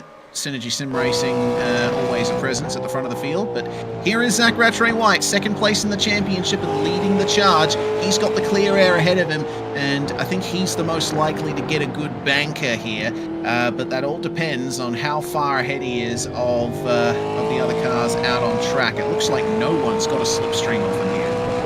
Provisional polls, first sector was 29.1. Zach Rattray-White is going to come through in 29.1. Not a purple sector, but still immediately out of the gate, very competitive, but struggling just a little bit once he gets to turn 4. Didn't quite get to the apex of the hairpin as quickly as he would have liked, so I'm wondering if this is going to be similar to what we saw from Ryan O'Sullivan in Group 1, where he just decides the lap's not up to scratch and comes straight back into the pit lane, but it wasn't as big of a mistake as O'Sullivan made, so we'll see what Zach Rattray-White does here, muscling his car to the apex of Lukey Heights and a bit of oversteer, good helping of slide over the top of the hill, cranking on the lock through MG and making these minor corrections on the way out. Is the lap there for Zach Rattray-White? He is going to commit to the end of it. So let's see what happens here for Eclipse number 17. Out of the final corner, up into fifth place, fifth gear, sorry, by the time he gets to the exit. And across the line will come to set a 131.4 P7 for the moment. Rayan Leonage to the top. Jordan Ross had a good first sector, lost a little bit of time later on to that to end up in 8th. Robbie Gibbs now to the top, a 131.31. He was getting some good slipstream there, so I think he'll be quite happy with that time. Adam Briggs, the car that he was following around there. Jordan Ross back out on track here in Q2. I don't know if that's going to sit well with the stewards. We'll need to wait for some confirmation on that. Of course, if you missed out on all that drama, Jordan Ross was supposed to be out with this group in the first place, but he went out with the Q1 group. Oh, that's a big slide from Sean Campbell, who only sits 13th on his initial lap. I'm expecting some improvements here from the 26. Yeah, so now everyone's just racing around to enter pit lane to get their next set of tyres on. Doesn't seem like anyone's on a flying lap or about to launch into one at this time. So you've got to hold your breath for just 90 seconds. And then everyone will bolt on a new set of tyres, look at the delta time in their dash and think, where can I go quicker? Where can I push just a little bit harder? Where is my magic 10th or 2 to come from? Robbie Gibbs and Rayan Leonage are now the margin to beat. And as things stand, with only 3 drivers in the server not setting times, Griffin Gardner, Blake Warboys, and Christopher Ireland, it looks like Griffin is going to make his way out with this group, so that's going to be 33 cars with times when that's done. But of the 32 that have set times so far, they are covered by just over a second. 131.313 for Robbie Gibbs. Lachlan Pryke at the back with a 132.359. That goes to show how close the competition is in this series, and it always has been. Around a fast circuit like this, one single apex can make all the difference. They're back out on track again, but a bit more space between the cars this time. It wasn't as much of a mad dash. Yeah, it's like Adam Briggs sort of waited another half a minute before coming out, and he ends up with Gibbs right behind him again. So are these two working out something? Maybe it's Gibbs' turn to give a slipstream to Briggs. Potentially. I'm not necessarily suggesting that they're organising that, but I'm thinking, you know, you scratch my back, I scratch yours. Yep, they just so happen to have been out on track together on both occasions that they've been out there. Of course, Robbie Gibbs driving for the Chiefs Esports Club, and Adam Briggs, a long-time competitor for Synergy Sim Racing. So we'll see what he can do in that beautiful red Sud Speed machine. Anything more to be gained on a lap around Phillip Island. Richard Hampstead's had more laps around Phillip Island than most. And the inaugural V8SCOPS champion crosses the line to begin his next hot lap. But with no slipstream to play with here, he may miss out on a crucial couple of tenths. He currently sits down in 21st place. So I think in clear air, you're able to set 31.5s, 31.4s pretty easily. It's getting into that magic 31.3 second bracket where I think you need a slipstream. Yeah, so again, 29.1 as a first sector time. Yep, we're right there for Hampstead. So that's PB in the first sector. Seems tidy enough on board. Angus Lawford goes purple in the first sector. Yeah, he's too close to the car in front. Same with Hampstead exiting Siberia, just managing the car, moving around as they do. Barely any steering input. I mean, you compare this to what we saw earlier from Zach Rattray White, and you can clearly see the just the level of restraint I think that Hampstead has in his driving style. But restraint is a good thing to have in these cars. A lot of power, no anti-lock braking system, no traction control system. It is all down to the driver as to whether or not you get out of a corner straight. And across the final curb and the run to the line here for Hammer. 131.4 is the time he's looking for, and that's going to put him up into P7. Look for Angus Lawford to jump up the times. Oh, that's some big improvements from Brady Myers and Zach Rattray White. Yeah, Zach Rattray White just pipping Brady Myers a couple of seconds after Brady crossed the line. We're now down to a 31.1.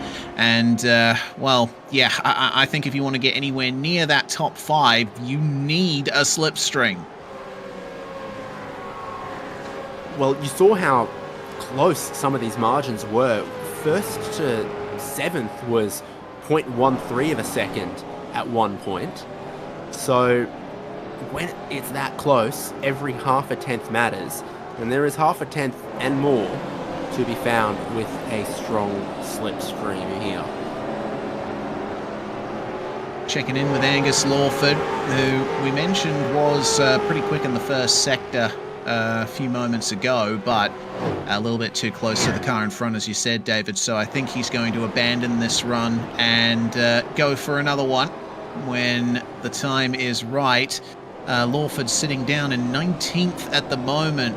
His ultimate pace here, if I just double check what he set in practice, a 131.567. So the time that he's got now in qualifying, actually 0.003 faster than his practice time. So at least there's some improvement there, but I think there's a few more tenths in it at least. So his first sector with that slipstream over the start-finish line and into turn 1, and then also slipstreaming down through turn 3. He's so strong in that first sector, but just losing some tenths in the middle sector, which is the braking for Miller Hairpin and going through Siberia and Haysheds. Here we go then. The big group coming out of pit lane as Adam Briggs is on his outlap at the moment. Same for Robbie Gibbs. It looks like Gibbs and Briggs have become fast friends in this qualifying session, running on a slightly different offset run plan to everyone else here. And it's working out for Gibbs at the very least, sitting P3. Briggsy, on the other hand, he hasn't quite been able to get the pace that he's been looking for. 131.8 and only 30th spot as things stand. He could run at least 2 tenths faster if his practice times are any indication. He's selfish with the slipstream, whereas Briggs is all Gibbs and no take. Nice. Thank you.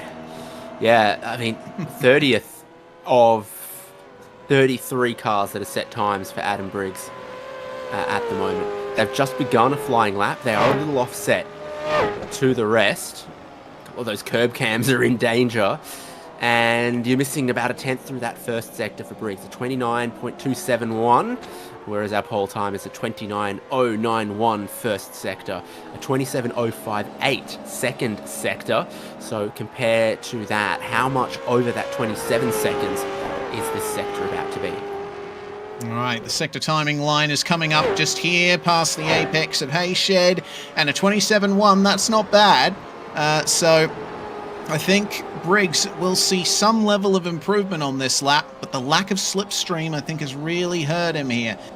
4 minutes and 40 seconds to go, so we have plenty of time left for at least one more run around the circuit. I think one extra lap is about all you'll be able to manage here, and you've got to take into account the run into pit lane as well after this is done. Briggs is going to have to make this a very speedy in lap if he wants to get another time on the board, but this time is going to be a 1:31.48, exactly what he needed, up to 14th place, and well, I'm pretty sure he'll be well chuffed with that. Robbie Gibbs making an improvement to 1:31.302, but didn't grant him any extra positions. While we're looking at the top six as well, Griffin Gardner, he wasn't here for the initial run of this second group, but he has very quickly gotten up to pace, 6th spot for now. Yeah, and how's this? Looks like his teammate towing him in front as well, so that's very, very nice. That'll be helpful, and this is looking very nice so far. 29.1 first sector, 27.1 second sector. Nope. Oh. Sorry.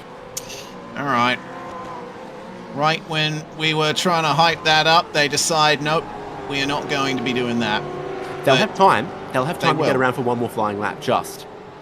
Yes, indeed they will. Richard Hampstead might not, though. And his final time, a 1:31.411, which is an improvement, but doesn't get him into the top 10. Paul Young improves from 28th to 21st. Another of the drivers offset on that strategy. But a good portion of drivers have managed to get out of here with 3 minutes to go. And well, this is going to be a difficult one. Look at that time from Sean Campbell. 4th place on a 1:31.32. So he'll be happy with that one.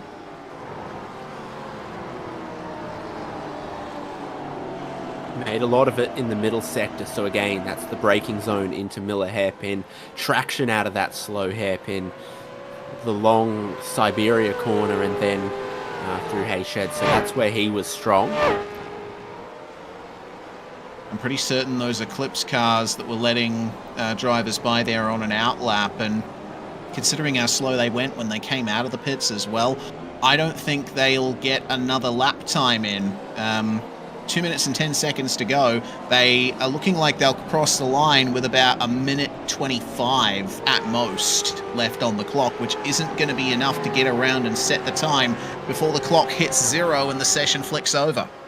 No, so I thought they had time, but they couldn't afford to dawdle on the outlap, and they needed to get in and out of the lane quick.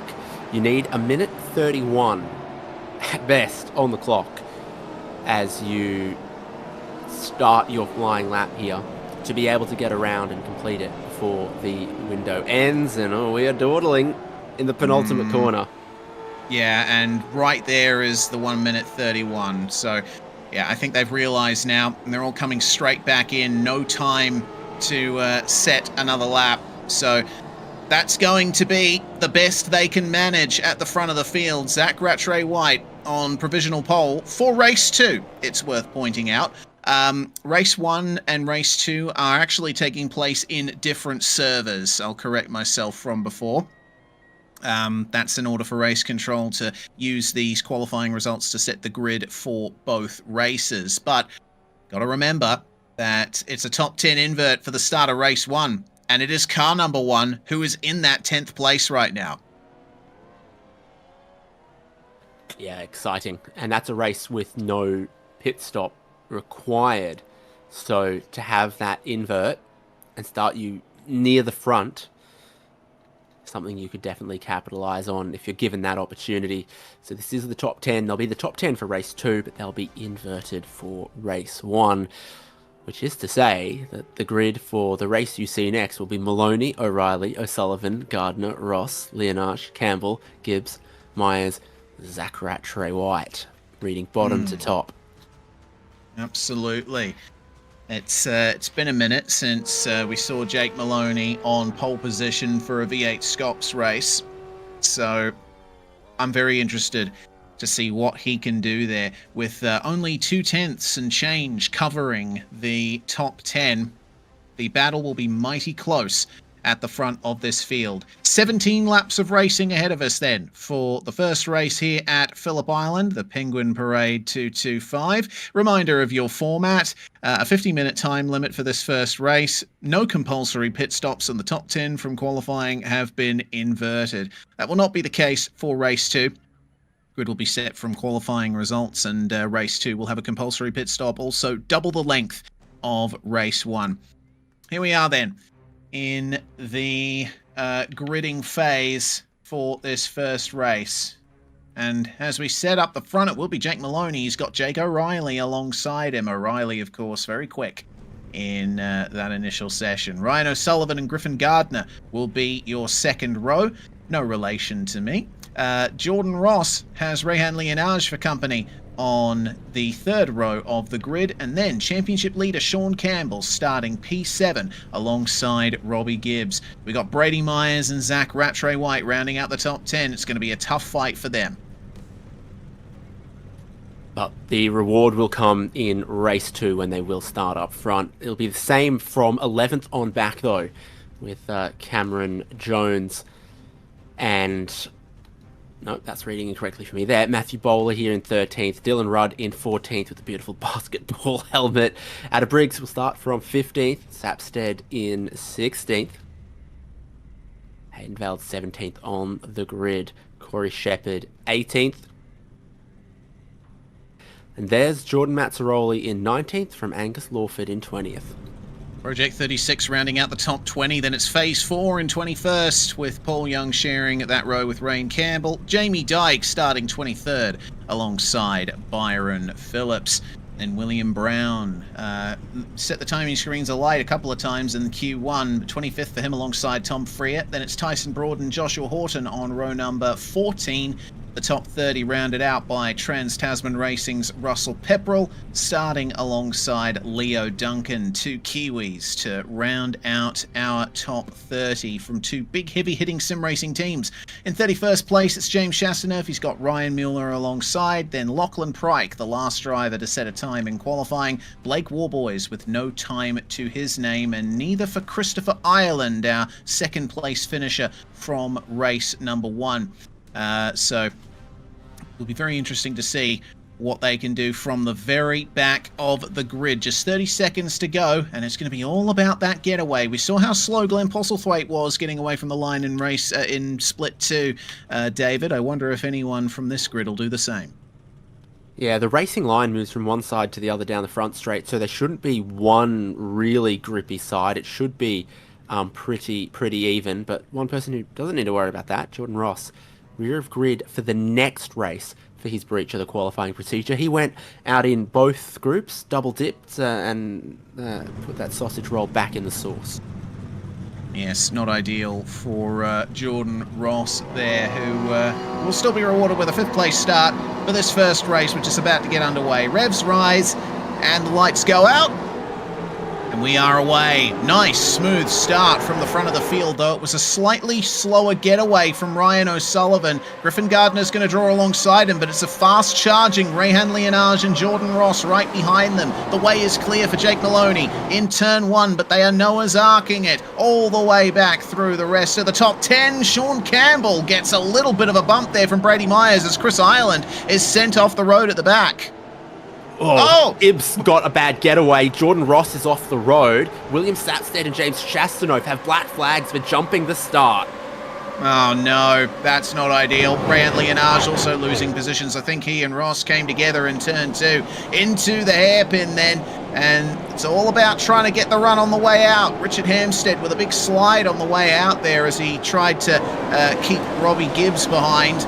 He has succeeded in doing that, keeping an eye on Jordan Ross, who's trying desperately here to hold on to a position in the top 25. Leo Duncan gets alongside him, so close through the midfield here. Who gets out of Hayshed in one piece? Hard to say. Mostly we're all going now, except for that exit stage right of Christopher Island. Still going through MG. Leaders beginning to spread out just a little bit. Teammates beginning to find each other. Yeah, it looks like this is the chasing pack behind Maloney. O'Reilly leading that charge, but Griffin Gardner and Ryan O'Sullivan holding on to third and fourth for the moment, and barely any gap at all, really. It's looking a lot less clear, the gap for the lead, than it was in race in split 2. There's Griffin Gardner going for the move on O'Reilly, moving up into second spot. Now, Ryan O'Sullivan has to do the same thing. He's got Sean Campbell and Zach Rattray-White, the championship top 2, right behind him, and he sees the door open to the inside of turn 2. O'Sullivan gets up the inside of O'Reilly, but isn't able to quite clear him on the way out of turn 2. This is going to be a battle, a last of the late breakers into Miller. Typically, you'd want to be on the inside here.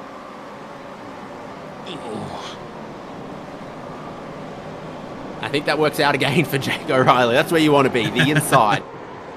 Yes, indeed. Looked like O'Sullivan, had a bit of a problem getting those final couple of downshifts sorted, so was a little bit wider on the way in than he would have ideally wanted, but they're bumper to bumper on the way through Hayshed, one of the fastest corners on the circuit. Slightly earlier on the brakes there for O'Reilly, and I think O'Sullivan's going to try and hurry him up a little. Griffin Gardner, meanwhile, is right on the back of Jake Maloney, or near enough, just under a car length between our top 2 right now. Zach Rattray-White, you're not seeing it on screen at the moment, but he is side by side with Sean Campbell. And it looks like Campbell has successfully defended the position. So there's not going to be much more from this battle until the other end of this straight. Brady Myers, Richard Hampstead, and Robbie Gibbs all within the slipstream here. The top 9 with a bit of a breakaway now. I think it's 3 wide for 10th place right now. I think it is. Oh, God. Yeah, you see it there in the background. And did I see potential... bit of contact there, maybe. Cameron Jones and Matthew Bowler at the head of this pack. Oh, good Lord. This is a lovely camera view. I love seeing the ebb and flow of the lines through these long corners. And you see Bowler's trying to unsettle Jones, and I think he just did there on the exit of the corner. Oh, no! Hayden Veld and Rayan Leonage come together. Careful on the rejoin. No one else gets involved for the moment. That's good to see. That could have been a much scarier incident than it was. Yeah, so Tom Freer's just going to get ahead of them. Oh, but no! Campbell parked in the corner. Oh! Yep, that's Rain Campbell that's gone around. And he's gotten a few more dings and dents in that car. Probably a couple of bent frames, too, from the amount of contact he just had put on him. That was a big lose there through the hairpin, and I wonder if he had help with that. They're still going to bang doors and trade panels through the fields here. Matt Ciroli making a bit of contact. Briggs making a bit of contact. Oh. Corey Shepard just managing to get that car straightened up for the braking zone for MG. And now Leo Duncan's going to try and find his way around him. And that's a straighter exit for the Vermilion Camaro. He gets it done. And the recovering Jordan Ross now sees an opportunity to gain another spot here. Ross is looking quick here. He'll be trying his best to get a result here in race 1, because don't forget he'll have that rear grid start for race 2. Those problems he had on the exit of the second corner here are probably he's probably going to be ruining that, to say the least. So lucky recipient of the top 10 invert for this sprint race, Jake Maloney, who started from pole, still feeling a lot of pressure from Griffin Gardner, who has the fastest lap of the race, was the fastest on the last lap, and then these top 2 have broken away a little bit from the battle between O'Reilly, O'Sullivan, and Campbell, and that's going to trade again for 3rd place. So that's a tight battle, and it lets Maloney and Gardner get away as they battle side by side through consecutive corners for this 3rd place. Yeah, it's costing them valuable tenths here for O'Sullivan and O'Reilly. But Sean Campbell is probably licking his lips. He's thinking about a potential move on either of these guys as they make their way into Lukey Heights. Zach Rattray-White hounding Sean Campbell for position at the moment. It's backing Campbell into Zach Rattray-White, and that's the championship battle. It is. This could make quite the difference here.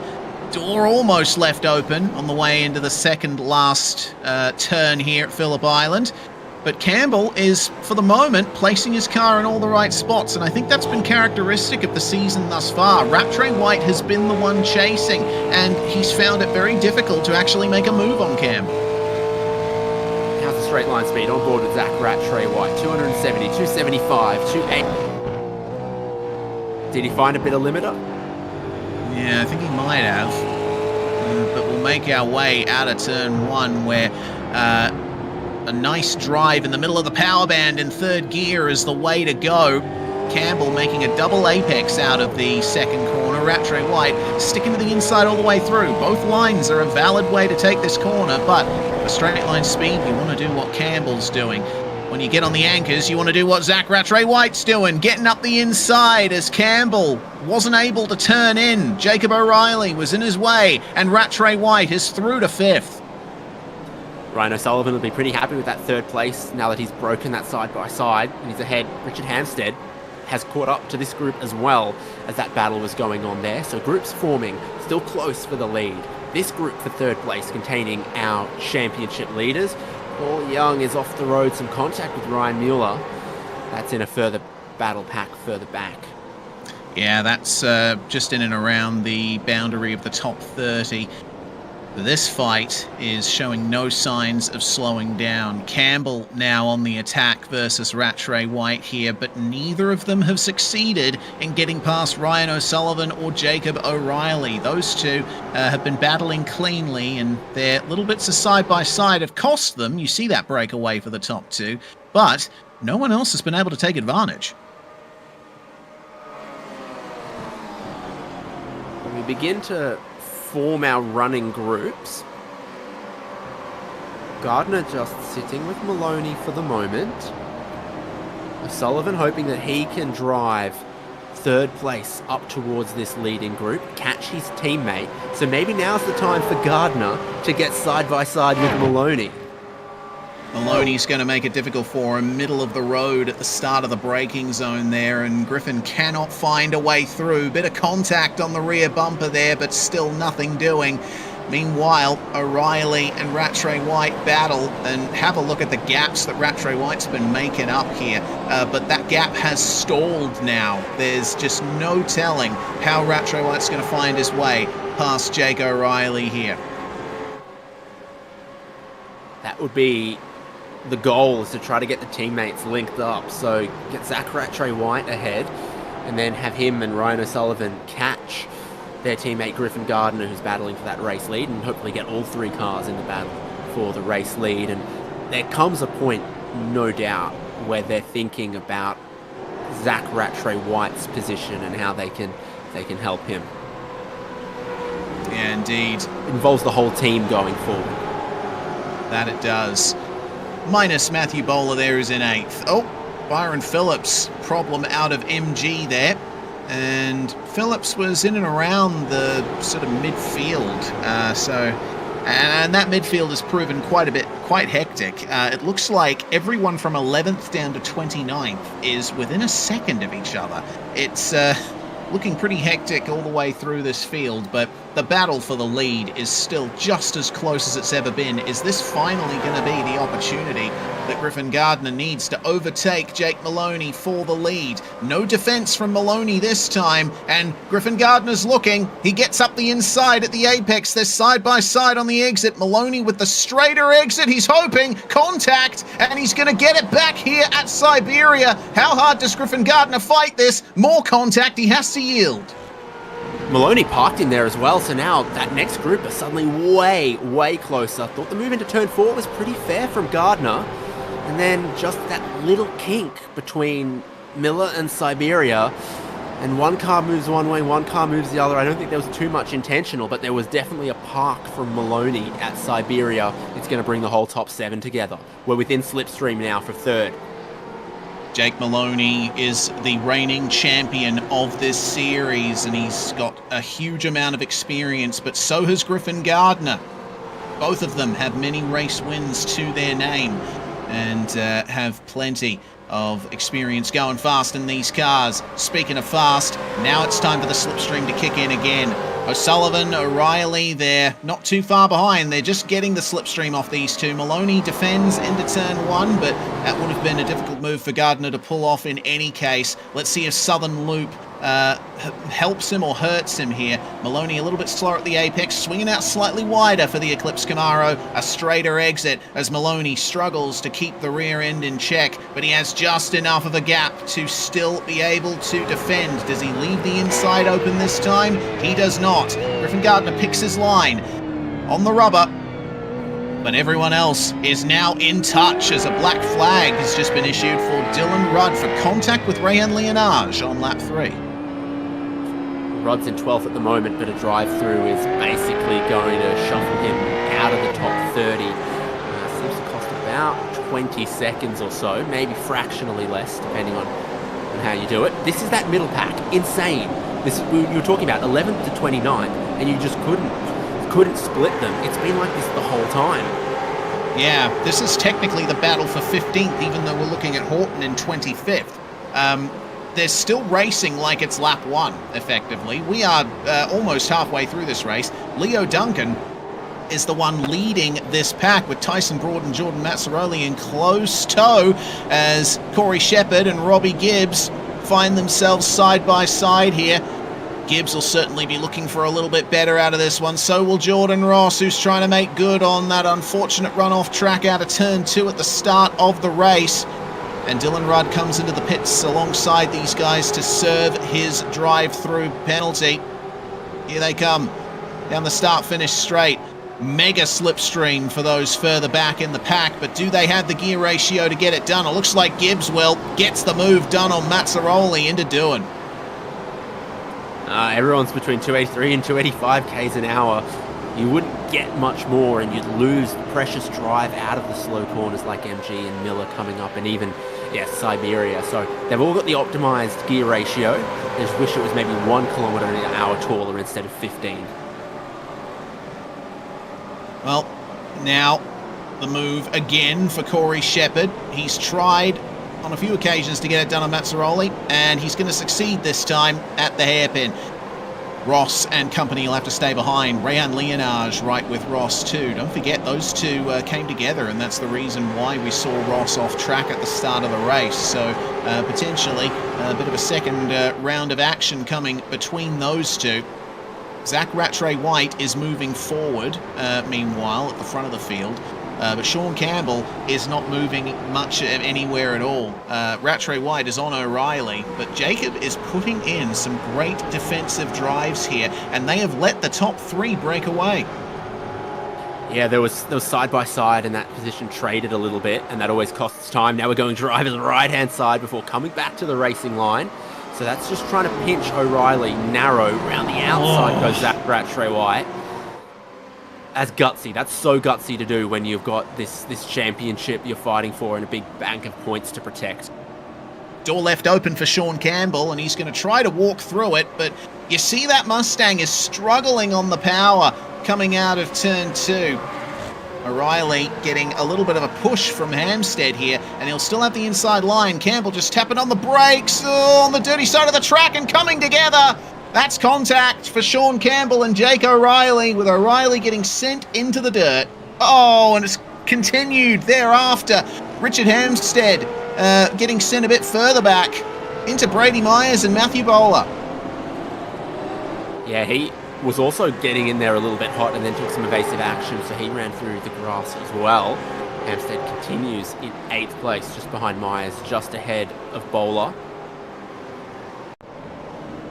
Another view of all of that. This is what happened just afterwards. Hampstead on the rejoin gets into his teammate.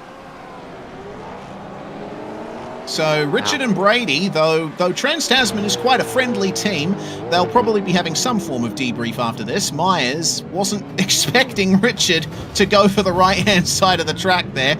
Straightened him up proper. Well, yeah, that's a silver lining at the very least.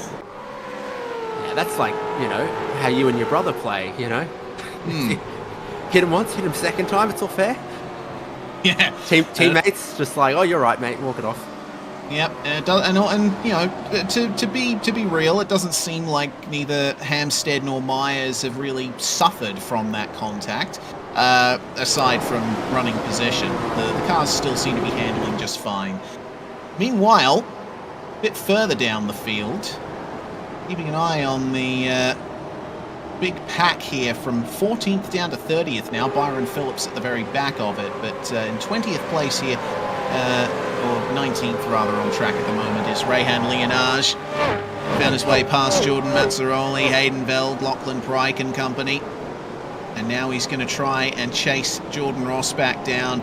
It's been a real up and down sort of race for Corey Shepherd in the meantime. We've seen him be passed, we've seen him making passes. It's been quite an active one for car 718 here.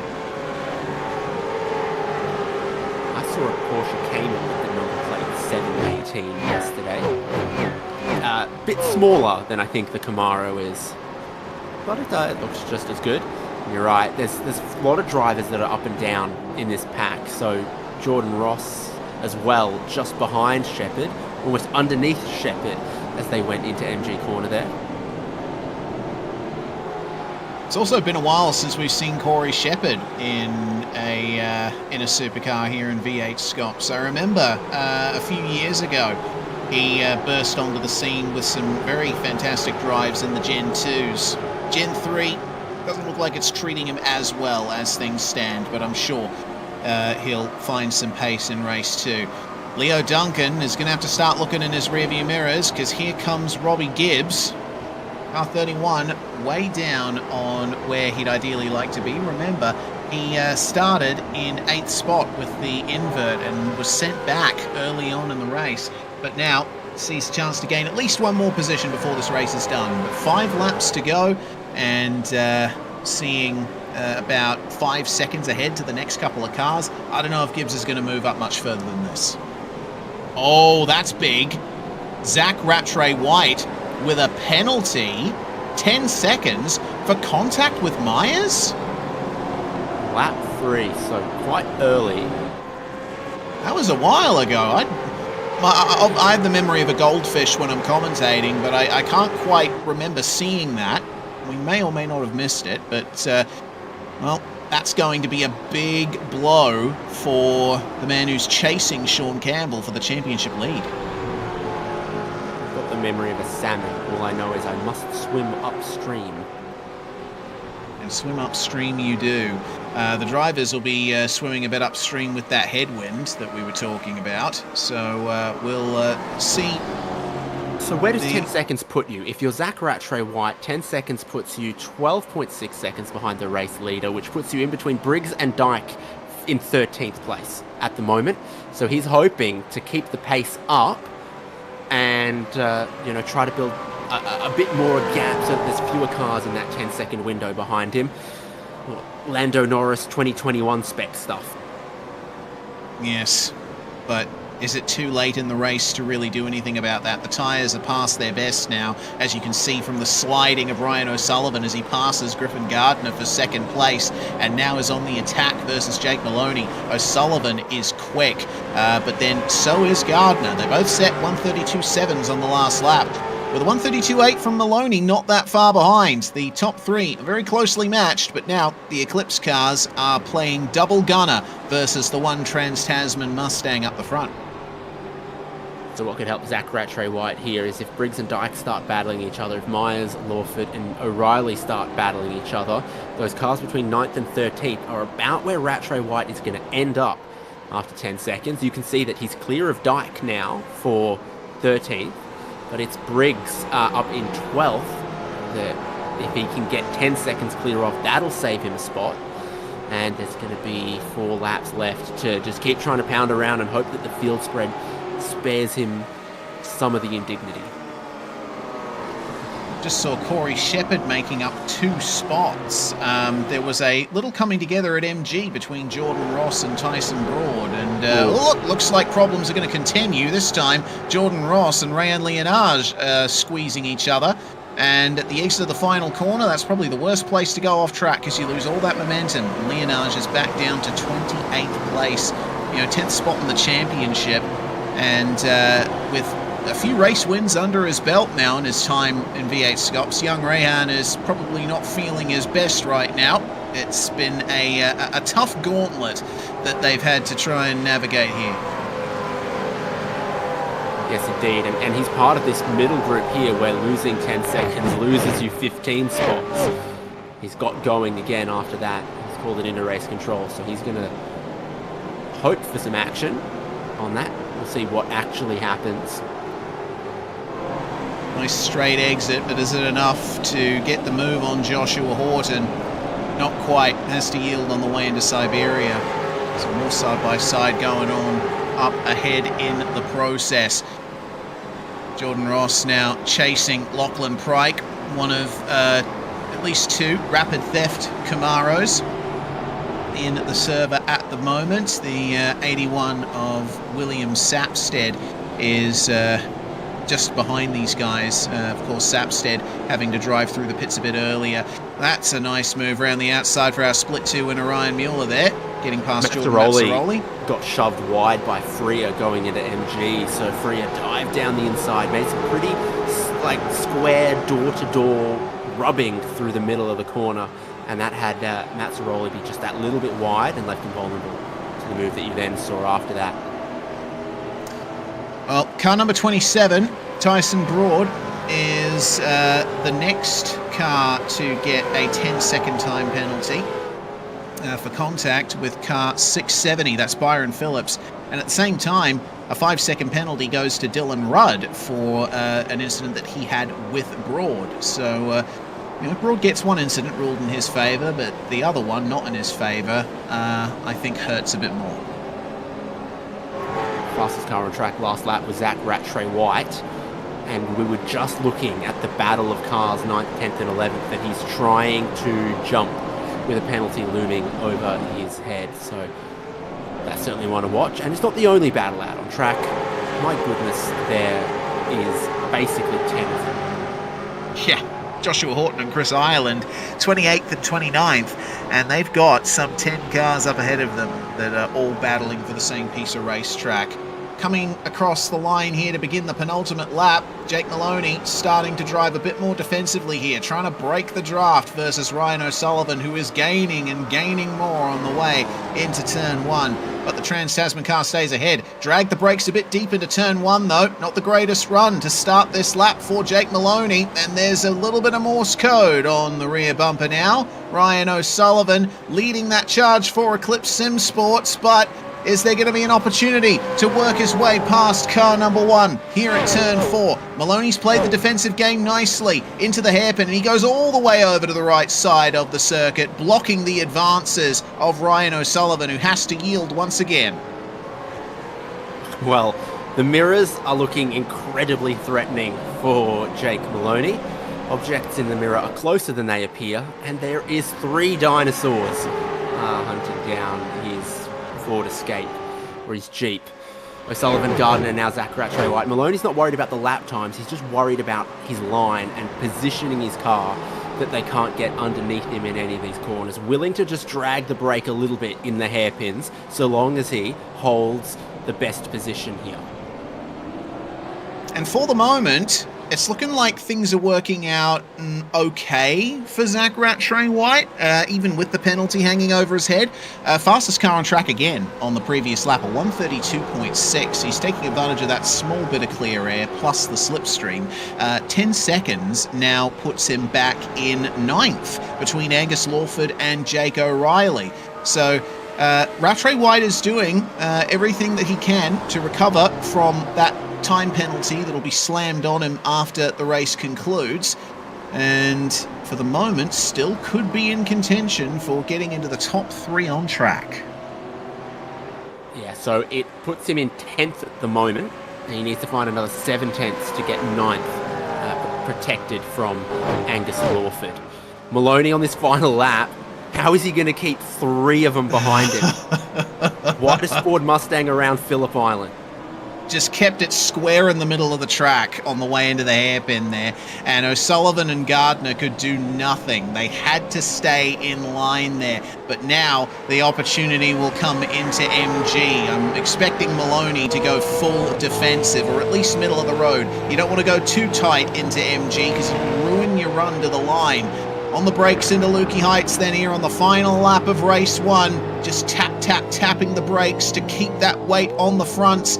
And he stays in the middle of the road to the inside first. And it looks like that might be what does it. From here on out, there's nothing that Ryan O'Sullivan and Griffin Gardner can do other than just get a better run out of the corner. And they're already doing their best as it is. So, starting from pole, qualifying 10th, Jake Maloney will take the win here in race 1 at Phillip Island, and not by much. 0.2 of a second between himself and Ryan O'Sullivan at the end. Zach Rattray White in P4 on the road, but of course he will be demoted to ultimately 9th spot with Angus Lawford finishing, 10th spot, with Angus Lawford finishing 9.6 seconds behind. But your top 4 within 1 second as they cross the line. Not how it would be reflected in the results when Rattray White's penalty gets applied, but it was so close, and that was an amazing drive by Jake Maloney to hold on to that one. There was a big Skittles, that's a photo finish there for Chastity. Chastaneuf and Leonage crossing the line with 100th of a second between them, and that Phoenix Racing Team car is looking a little bit poor, a little bit sick. So I think the cars that got skittled on the final lap were Lachlan Pryke, Byron Phillips, Rehan Leonage. There was a big one, but you couldn't look at it because the top 4 were so close on the final lap. That they were. We just have a couple of cars left across the line now, and with Rain Campbell being the last finisher on the lead lap just now, the results will go official for the results on track at least. Don't forget, time penalties hanging over a few drivers' heads. So, this is going to be the win in race 1 for Jake Maloney. Finishes ahead of Ryan O'Sullivan and Griffin Gardner to make your top 3. Zach Rattray White 9/10 behind. He will not be given the points for P4. Sean Campbell will get those 4th place points ahead of Cameron Jones, Richard Hampstead, Matthew Bowler, and looks like actually in the end it will be 9th for Zach Rattray White. Angus Lawford will get 8th, and Jake O'Reilly remains in the top 10. Brady Myers 11th and will stay there. Adam Briggs in 12th, Jamie Dyke 13th, Robbie Gibbs in 14th after getting gigantic wheel spin on the race start, dropping him out of the top 10, and then he was embroiled in a battle that stretched from about 10th place all the way through the rest of the field in that race.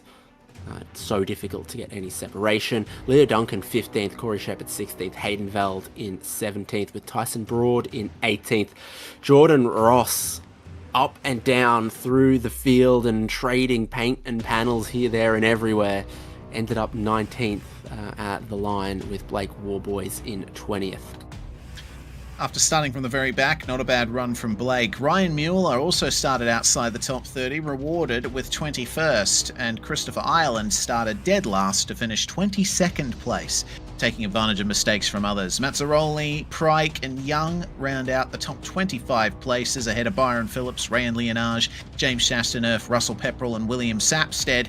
Tom Freer in 31st ahead of William Brown and Rain Campbell. They were last finishers on the lead lap. Joshua Horton did not re-emerge from the pits after coming in 2 laps from the end, and Dylan Rudd had a penalty to his name and ultimately retired 10 laps from the end. I believe he has another 5-second time penalty from the race to add on top of that.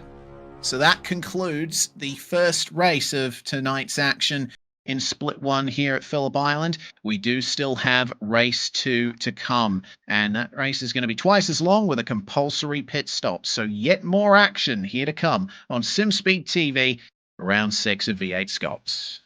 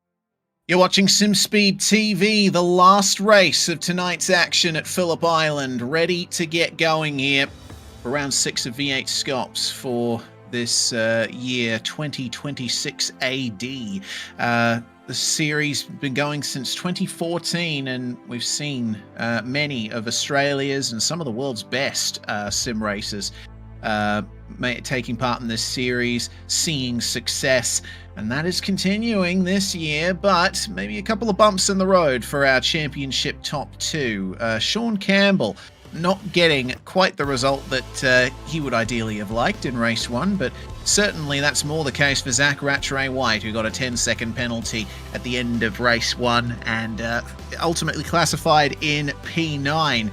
So we'll see if any recoveries can be made here in race 2. I'm Reese Gardner, David Haynes with me in the comms box, and Dan Yeaman on production. What are your thoughts coming out of race 1, David? Obviously the penalty for Rattray-White, one of the big talking points, but I think also the fact that Sean Campbell wasn't really able to advance forward as much. Yeah, I just look at it at this stage of the championship as our championship top 3. So with that race, Sean Campbell's able to extend his points lead on Zach Rattray-White. Third place, Emily Jones, isn't here. So all of that still sounds like a win for Sean Campbell to me. So here's where we are at round 6 of 13. Portland, Winton and Circuit of Americas to come before what I look forward to every year is our endurance part of the championship. 500 Ks of Bend, 500 Ks of Sandown, and 1,000 kilometers of this place called Mount Panorama Bathurst. That sounds pretty good. Yeah, sounds all right. Better mark that in the calendar just in case. Adelaide Street Circuit playing host to the final round of the championship in November. These were the championship standings coming into this round. Sean Campbell leading the way ahead of Zach Rattray-White, who had been closing that gap in the last 3 rounds. But again, with that 10-second penalty from race 1, there's going to be a little bump in the road there for the number 17 to try and close that gap. Ryan O'Sullivan with some magnificent driving in the previous race as well on the podium, and will have that under his belt to come. Bo Albert is not here tonight either. Robbie Gibbs finished way down the order in car 31, so he's going to miss out on some points, but likely not to Wayne Burke or James Scott. Another really tough one for a driver inside of our top 10 here was Rehan Leonage. So he was involved in an incident late and maybe also was missing some of the pace you might have expected as well. So he didn't get a top 10 performance to reflect his top 10 in the championship standings. But now you take the championship standings, you overlay it compared to the calendar still to come. And as far as enduros, when team really, really matters, Eclipse Sim Sports are looking like a really good team today and also all season long. So that bodes well for them in the future, I think, when we get to that phase of the calendar. Yeah, indeed. Well, last couple of moments here of the pre-race practice. We are in the second race down at the bottom of this graphic here. 100-minute time limit, but the race should take a little bit shorter than that, particularly if we don't get 2 or more safety cars. There is a compulsory pit stop that the drivers need to worry about. You can take that anytime between the end of lap 2 and the end of lap 33, but a 65% fuel tank restriction means you'll only be able to go 24 laps or so before you have to pit. So let's see what the drivers have up their sleeves here. One thing that has been slammed on Jordan Ross is a rear of grid start for the qualifying groups of Violation a little bit earlier, so he's going to be the only driver really out of position here for the start of race number 2. And the grid otherwise is set by the results from the qualifying session earlier. Zach Rattray-White then is on pole with Brady Myers alongside him. Then it's Robbie Gibbs and Sean Campbell on your second row. Rehan Leonard starts in 5th place alongside Griffin Gardner, who got on the podium in race 1. Ryan O'Sullivan has 7th place, starting alongside Jacob O'Reilly. Jake Maloney winning the first race, but starting out a P9 for this one with the penalty for Ross. Richard Hampstead rounding out the top 10. 11th on the grid, Matthew Bowler. Dylan Rudd in 12th. Adam Briggs from 13th. William Sapstead from 14th. I like his helmet too. Wrap theft livery looking good. Hayden Veld is from 15th. Corey Shepherd could have another exciting race starting from 16th place for this feature compulsory pit stop race. Jordan Mazzaroli in 17th. Angus Lawford in 18th. Then Paul Young, hoping to have a better race here, starts from 19th. Rain Campbell from 20th. Jamie Dyke for Fishy Motorsports going to start 21st alongside Byron Phillips. Then it's William Brown and Tom Freer on row number 12. Tyson Broad starts 25th place with Joshua Horton for company. Russell Pepperell starts 27th alongside Leo Duncan. Again, the Kiwis sharing that row. James Chastaneuf and Ryan Mueller round out your top 30. Mueller, of course, being the winner of the Split 2 race at the very start of tonight's action. Lachlan Pryke and Blake Warboys, row 16. And then it's Jordan Ross all the way at the back of the grid with Christopher Ireland. Ireland didn't set a qualifying time. Jordan Ross with a penalty for going out with the wrong qualifying group. Dan Stevens in the M2 safety car there. We might see him at some point in this race, but thus far the racing has been clean enough that we haven't needed a safety car. I wonder if that's going to be the same case here. Well, at the fastest parts of the racetrack, the walls are just too far away. This isn't, Belle Isle or anything like that, so nothing has yet needed the safety car. I point out again on that grid, Leo Duncan starts from 28th. He was the biggest mover of race 1, could be set to do the same again in this longer race 2, but this is the perfect view for Zach Rattray White. He qualified on pole what feels like a lifetime ago. Now he starts from pole position, looking straight down the track at the open water.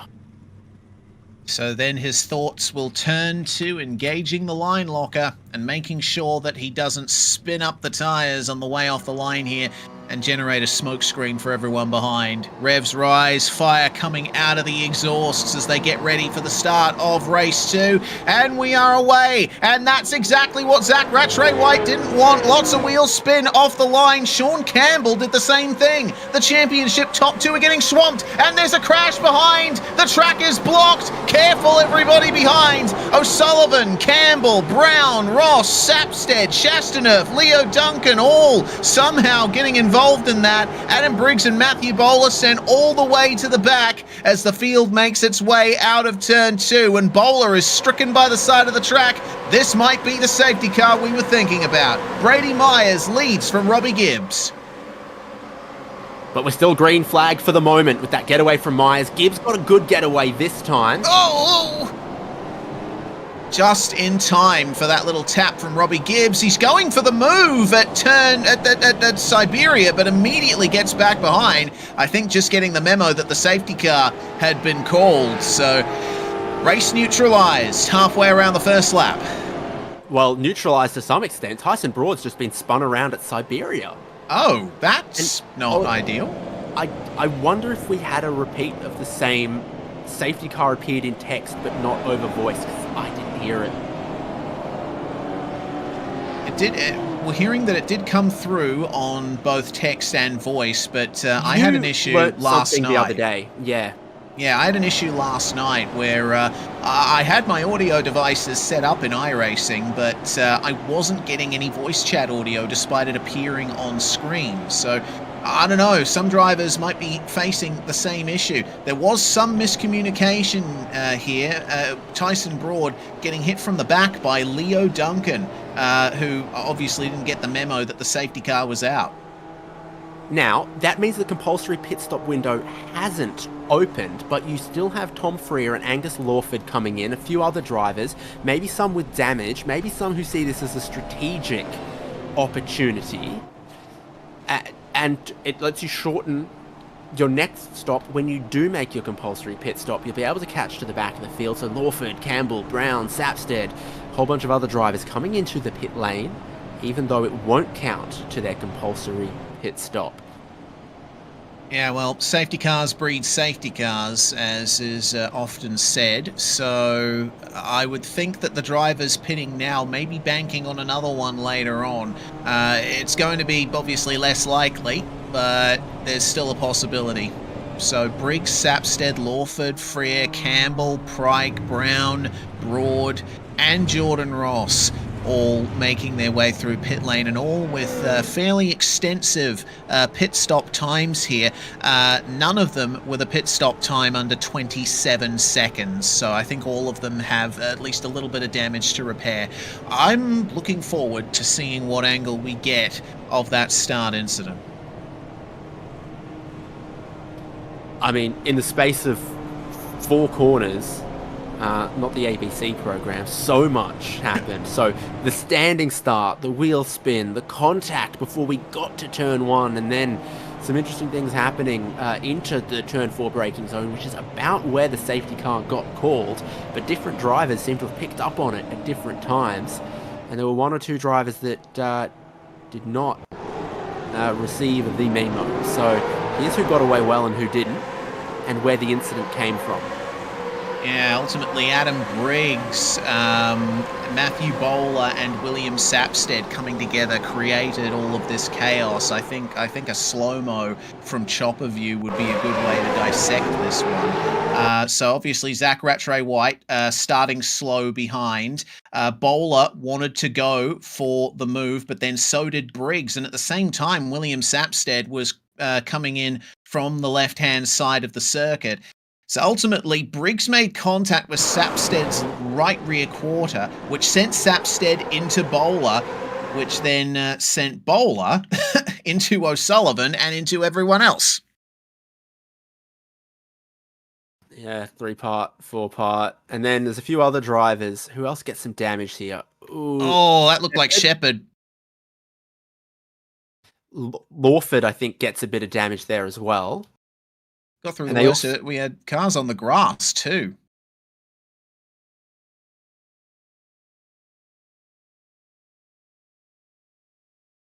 Yeah, so it looks like one of the Vermilion cars made up a few positions on the grass in the process there. Other than that, very difficult to tell who exactly was sent off from that, but I mean, from the amount of cars... pit stop was Adam Briggs. He's just taken 2 minutes of service, so maybe he picks up some damage amongst this as well. Yeah, well, I wouldn't be surprised. This is from Ryan O'Sullivan's perspective. Sully is the second Eclipse car there, and you can see already as he tried turning in for turn 1, the right side of the car just wasn't cooperating, and on the way into turn 2, very difficult to turn it in here. Tyson Broad, meanwhile, he was still racing. He just made his way through all of this, side by side with, I believe, Blake Warboys there. In his usual green and black ensemble. But then safety car's called right here. And the associated text messages come out, but, everyone's slowing down ahead. In comes the Vermilion car up behind Tyson Broad. Doesn't want to gain positions under safety car. It just looks like the Vermilion car just didn't hear the call and thought they were still racing. Well, Leo Duncan can't be the driver who loses the most positions, but that was bizarre. Yeah, he doesn't even lift. It's like he's aiming for it. Yeah, I'm not entirely sure what the deal was there. I'll give him the benefit of the doubt, obviously. I am thinking that he didn't hear or see the safety car call, and may have been caught by surprise at everyone checking up into Siberia. Well, we'll debate that a little bit later, because the safety car is in this lap. Lights are out on the BMW M2. And it's going to be Brady Myers who leads us away here. He and Robbie Gibbs have had perhaps the best luck of anyone off this start, outside of Blake Warboys and Chris Ireland, who are both up 11 places, largely due to the sheer amount of drivers that had to come in to pit for damage at the back. But Myers will lead for Trans-Tasman Racing across the line. He'll have Chiefs Esports Club and Phoenix Racing Team right behind. And don't forget about Zach Rattray White. Rounding out your top 4. Power down. And we are away for the first restart. And hopefully the only restart of race 2. Let's get things back under green flag conditions once again. Sean Campbell back to 10th place, losing out quite a bit on the first lap. He's going to have some work to do. Well, this recompresses the fields with a compulsory pit stop still to come and makes it more difficult to pick when you're going to make that stop. So for the next couple of laps, you're just focusing on your racecraft, getting some track position before the pit stops, and keeping your nose clean. Brady Myers has done a great job of that on this restart. So too Robbie Gibbs there in second. Thundering through Stoner Corner. And we'll pay no mind to the fastest lap for the moment. We haven't actually completed a full lap at racing speed yet, so there's still plenty of pace left in these cars. Brady Myers is holding on nicely to the lead. He's become well used to being up the front in V8SCOPS. He is, as well, a former champion of the series, and no stranger to fighting with the likes of Robbie Gibbs and Rehan Leonage. But for the moment, we're just waiting for that next bit of action to come out. Everyone, I think, is just trying to get into a rhythm now. They know that it's a bit more of an endurance than it was in race 1. Compulsory pit stop window is now open. Is there anyone deeper in the field tempted to take it? Perhaps, but it just did not make sense for our leaders yet. There's a lot of laps to go. We saw how heavy tyre wear can be. This longer race, even longer than split 2, you do need to think about managing your tyres and never getting caught on too long of a stint where you could become vulnerable. Myers with a 31.4 to really set the pace at the front of the field, and the entirety of the top 20 very close together there. Jamie Dyke bringing up the rear with Blake Warboys before we see the last 4 cars that haven't pitted yet, and then everyone who pitted for damage. Robbie Gibbs running about 1.5 tenths slower than Brady Myers on the previous lap. Here's a move potentially. That's Richard Hampstead trying to get up the... no, sorry, that's Jake Maloney, trying to get up the inside of Jacob O'Reilly. Hampstead is right behind them, just keeping Dylan Rudd at bay. No success in making the move for the moment. You know, you'd think that with its high-speed nature and heavy braking zones, you'd see passing aplenty at Phillip Island, and you generally do, but it's a lot harder to make those moves than some realise. We're almost in like a draft train going on here. Everyone's got the same slipstream. The level of the drivers is all so high and so close. Oh, careful. Trying around the outside of MG, who's Jake Maloney, but Jacob O'Reilly is having none of it, and sticks himself back in front again. Seeing Jordan Ross making a couple of moves. He's just moved past Tom Freer and Leo Duncan to get up into 24th. Leo Duncan, of course, did not pit under the safety car, despite, I would imagine, capturing some damage from his contact with Tyson Broad.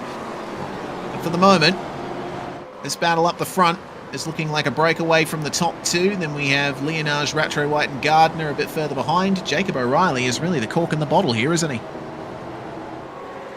So it's out of the previous race. The middle of the field, you're sort of 10th to 35th. They're all just so close, and occasionally we get a bit of a breakaway up front. There's another move from Maloney on O'Reilly. And this time he gets through and leaves the door open for his teammate Hampstead to try the same thing, but Hammer's on the outside line at Siberia, not always the best place to be. That's going to open the opportunity for Dylan Rudd to have a go, but that's not going to happen. Hampstead, with a slightly better exit on the way out, will protect the position into Hayshed. Here's Sean Campbell, the championship leader in 10th, watching what's happening in front. They're going a bit wide, and he smells an opportunity. Makes a bit of contact, backs out of it. Doesn't complete the move after touching the rear bumper. Yeah, that was just a confidence tap of the brakes, I think, or maybe even a stomp of the brakes, considering how fast he slowed down. Sean Campbell has a championship lead to protect, and at the moment, he is 6 positions behind Rattray White, who's chasing him for that championship lead. So I think Campbell needs to start thinking about what moves he's going to be making. Potentially, he's thinking about fuel usage and when he can pit.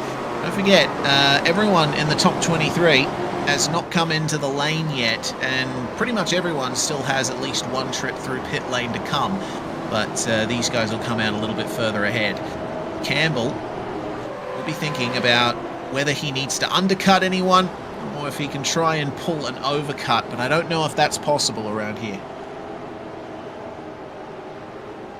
Yeah, I mean, it's still so long to go because we had that early safety car. So you're going to lap 17 in 10 laps time. Oh, Campbell's off the road. Oh, and O'Reilly is dropping places too. Big slide, 3 wide, and that's going to be a big slide for Paul Young, and that's going to involve quite a few people, and Young is going to get beached. Well, the breakover angle on a Camaro supercar is less than that, and he's immediately towed, which he shouldn't do. No, you got to ask for permission from race control before you do that. That's going to be a hefty and he penalty knows for Paul that. Young. The same rules in some other championships that he races in as well. Yeah, fair point. But I understand his frustration. That was a rough incident, to say the least, at Siberia. All started, I think, by a little coming together between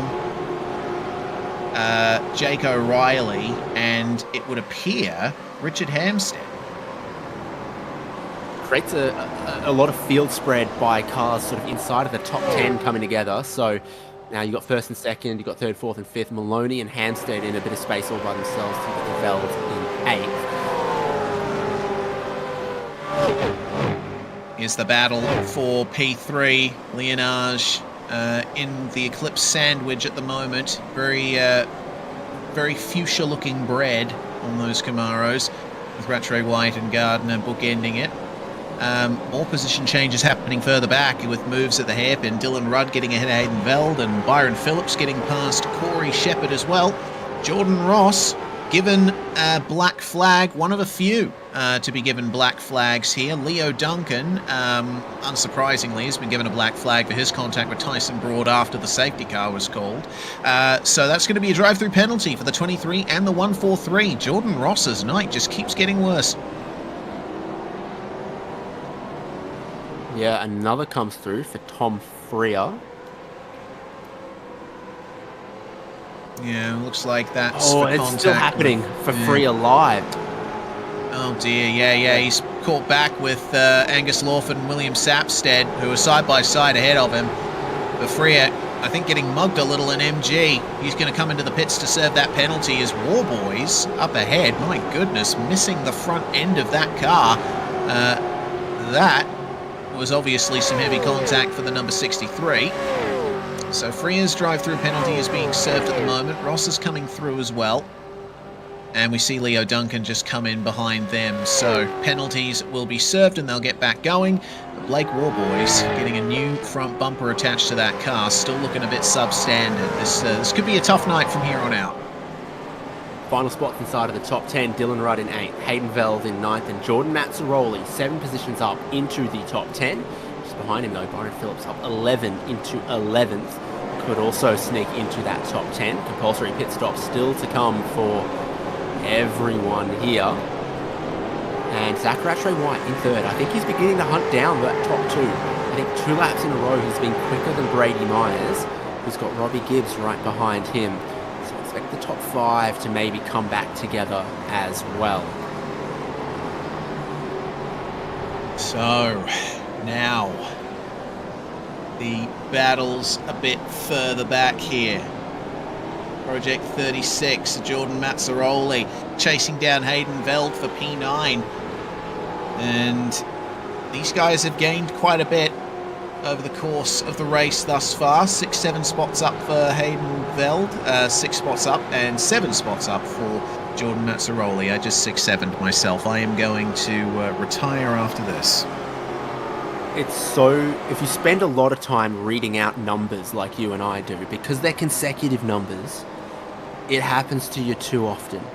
Yep, all too often. Rain Campbell into pit lane now. And I don't see a penalty to his name. I think that is a scheduled pit stop for him. He had to come into the pits for damage earlier on. So this is him getting his the rest of his required fuel out of the way. Meanwhile, that battle between Myers and Gibbs is not slowing down up the front. Barely anything between them as Zach Rattray-White has broken away from Leonage and Gardner. So he's able now to maybe make an impression on this top 2 fight. Yeah, it's looking positive for ZRW in these last couple of laps, closing in on the top 2, not feeling too much pressure from Leonage or Gardner behind. And if you can just be part of this group, when it comes to making that pit stop, you might be able to find a gap, react, undercut the others, or fuel save a little bit, cut some time out of your compulsory pit stop. Once you get to this leading group, you don't necessarily have to get your elbows out immediately and get track position. You can put yourself into an advantageous position in other ways as this longer race plays out.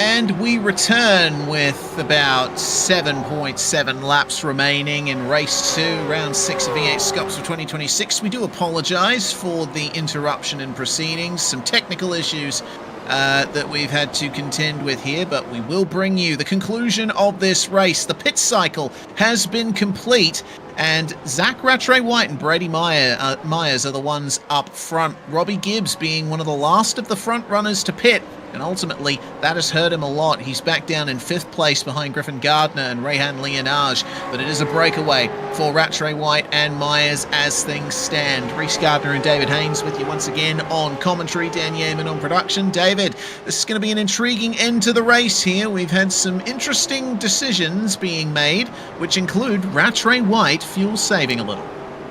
Yeah, so before the compulsory pit stop window for our leaders, it was Brady Myers leading Robbie Gibbs and Zach Rattray-White in 3rd. Now Gibbs has ended up back in 5th. Zach Rattray-White leads, but with a quick stop. Now, Rama in the 3rd, 4th, and 5th. Oh, well, just like that, Rehan Leonage drops a few seconds from the run out of the second last corner. And Robbie Gibbs and Jake Maloney, one of the contenders for victory in this race and the winner of the previous race, will move away. But I am very interested to see how that's going to turn out in terms of race control. Up the inside of turn 1, Maloney is going to take it from Gibbs. But, yeah, it looked like Gibbs and Leonage just getting a little bit too close for comfort.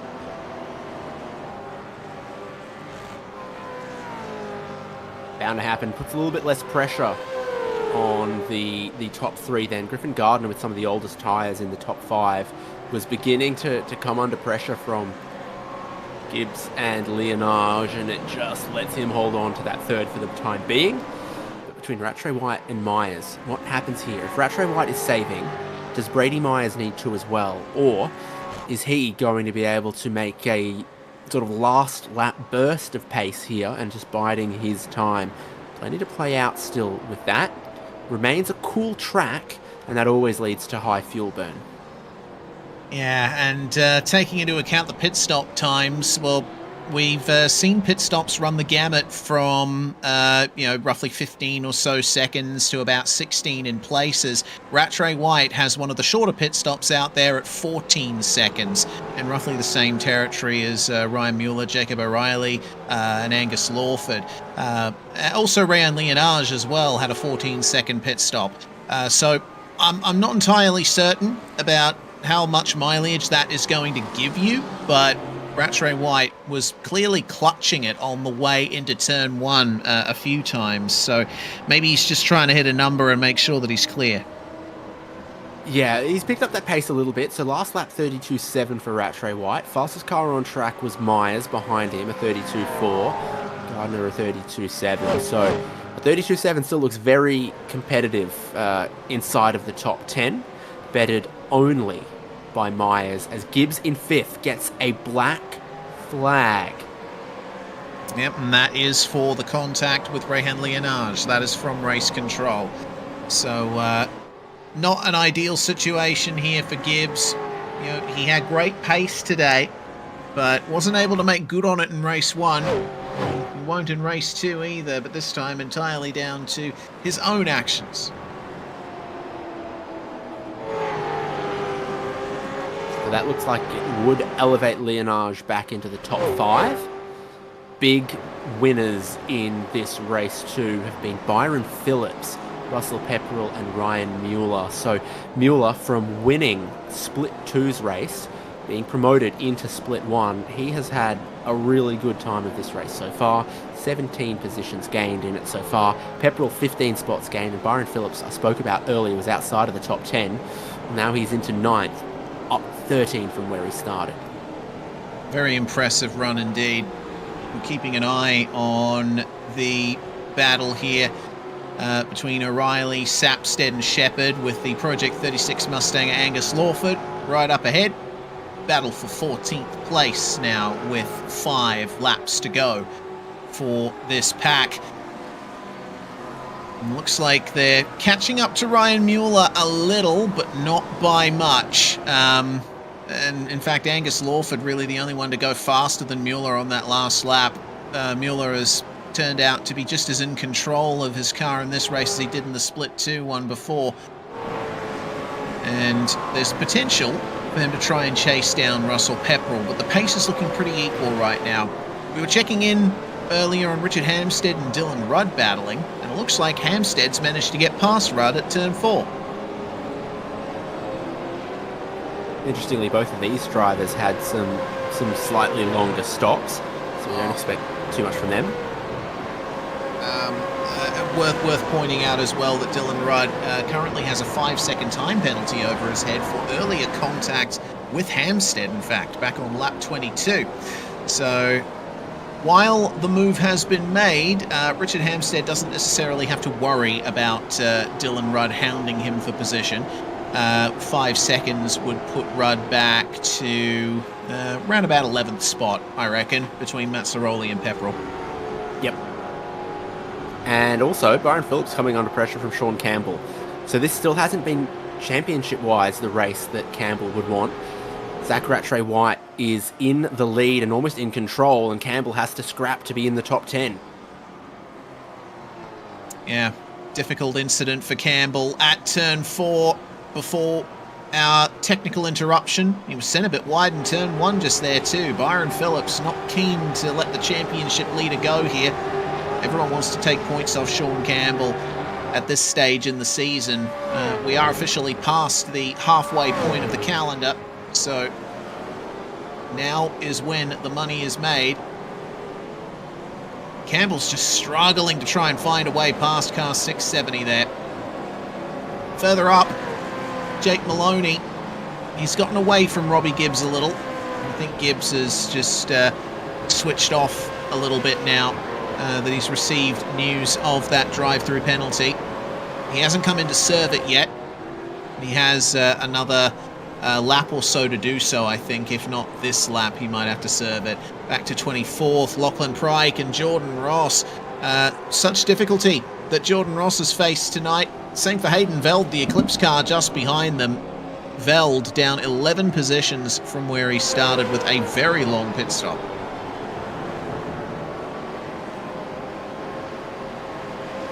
Yes. So Robbie Gibbs comes in to serve that drive-through. It won't be a stop at all, just a straight drive-through. And it's going to cost him. Bit of a wiggle there for Lachlan Pryke, but he stays ahead of Jordan Ross, and Hayden Veld will try his best to make some gain out of this, but he is struggling just as much as everyone at the moment to put the power down. Can't imagine what kind of temperatures they're dealing with in the rear. There's contact, and both cars are slowed up ahead of Hayden Veld, who's going to try and nab Lachlan Pryke on the exit of the final corner. Will he be able to get the move done on Ross as well? Doesn't look like it's possible, and if it is possible, then it won't be easy. So one position then gained for Hayden Veld.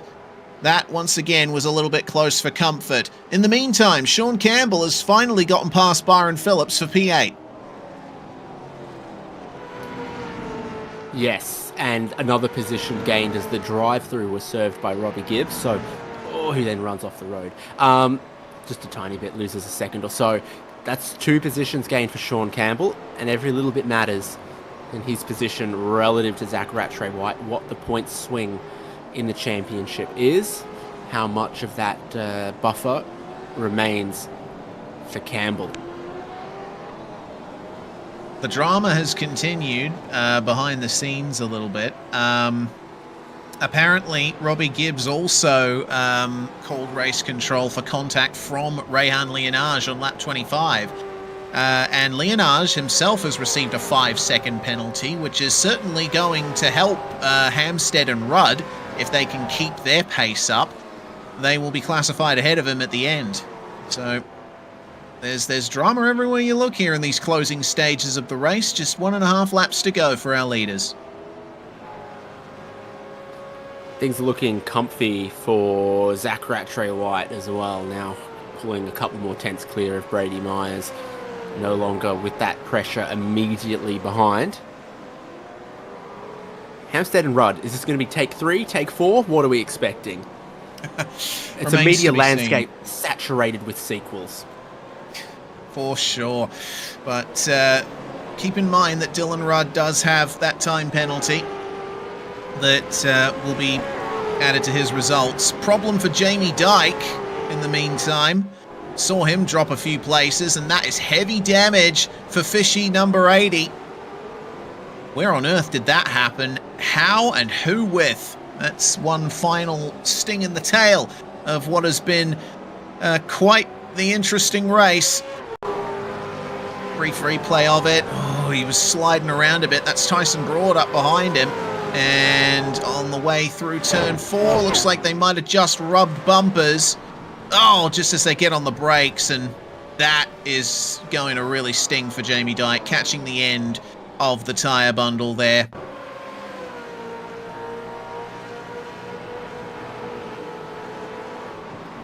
it was just a little bit earlier on the brakes. He was trying to defend, and I think Tyson Broad was too close to really react in time to that brake application. Regardless, I would expect Broad to at least get a look in from race control for that. The lead is still on, meanwhile, on the final lap of the race, as Tyson Broad moves past Christopher Island there for 18th.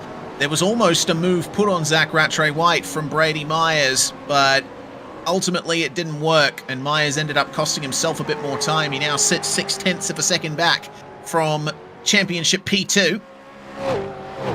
What more can be done in these last couple of corners? Flowing yourself up over the hill, over Lukey Heights. Just managing the slide of the rear end and jumping back on the brakes. Myers is going very deep in these braking zones, but it's not enough. I don't think he's going to be able to get it done from here. Zach Rattray-White from a penalty in race 1 to victory in race 2, it appears. Eclipse Sim Sports number 17 is going to take another win this season and really take a lot of points away from Sean Campbell, who'll only finish 8th at best.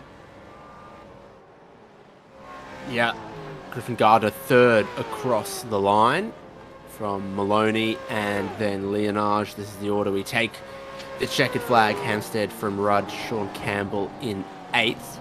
We think would become 7th then. Yes, I would assume so, with the 5-second time penalty for Rayhan Leonage, but or for Dylan Rudd, actually, yeah. Leonage does have a 5-second penalty, but that's only going to put him behind Hampstead and Rudd at this stage.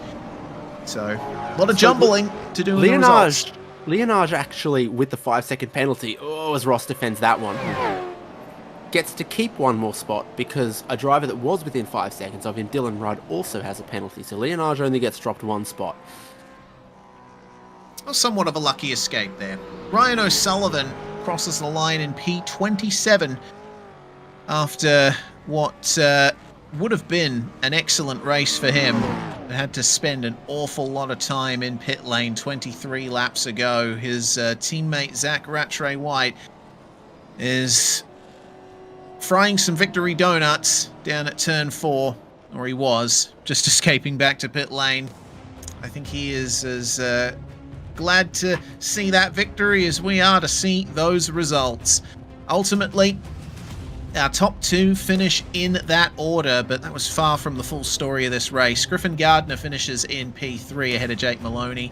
Rayhan Leonage 5th on the road with Richard Hampstead and Dylan Rudd behind. Sean Campbell in 8th on the road with Byron Phillips and Jordan Mazzaroli rounding out your top 10. Very impressive from Phillips and Mazzaroli.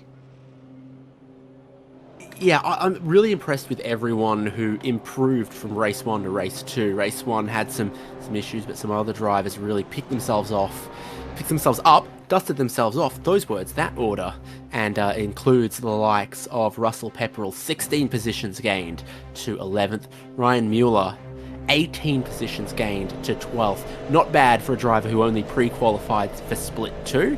Angus Lawford there in 13th. William Sapstead crossing the line in 14th. From Jacob O'Reilly, Corey Shepherd, Robbie Gibbs. Drive-through puts him back to 17th. Chris Island 18th. Tyson Broad 19th. And there's William Brown in 20th. In 21st place in the end was Rain Campbell, with James Chastaneuf making up 7 spots to finish in 22nd. Jordan Ross 23rd in the end, but had to visit pit lane 3 times along the way. Jamie Dyke just behind him. Hayden Veld and Lachlan Pryke, your last 2 cars to finish within a second of each other, and Ryan O'Sullivan, last car on the lead lap.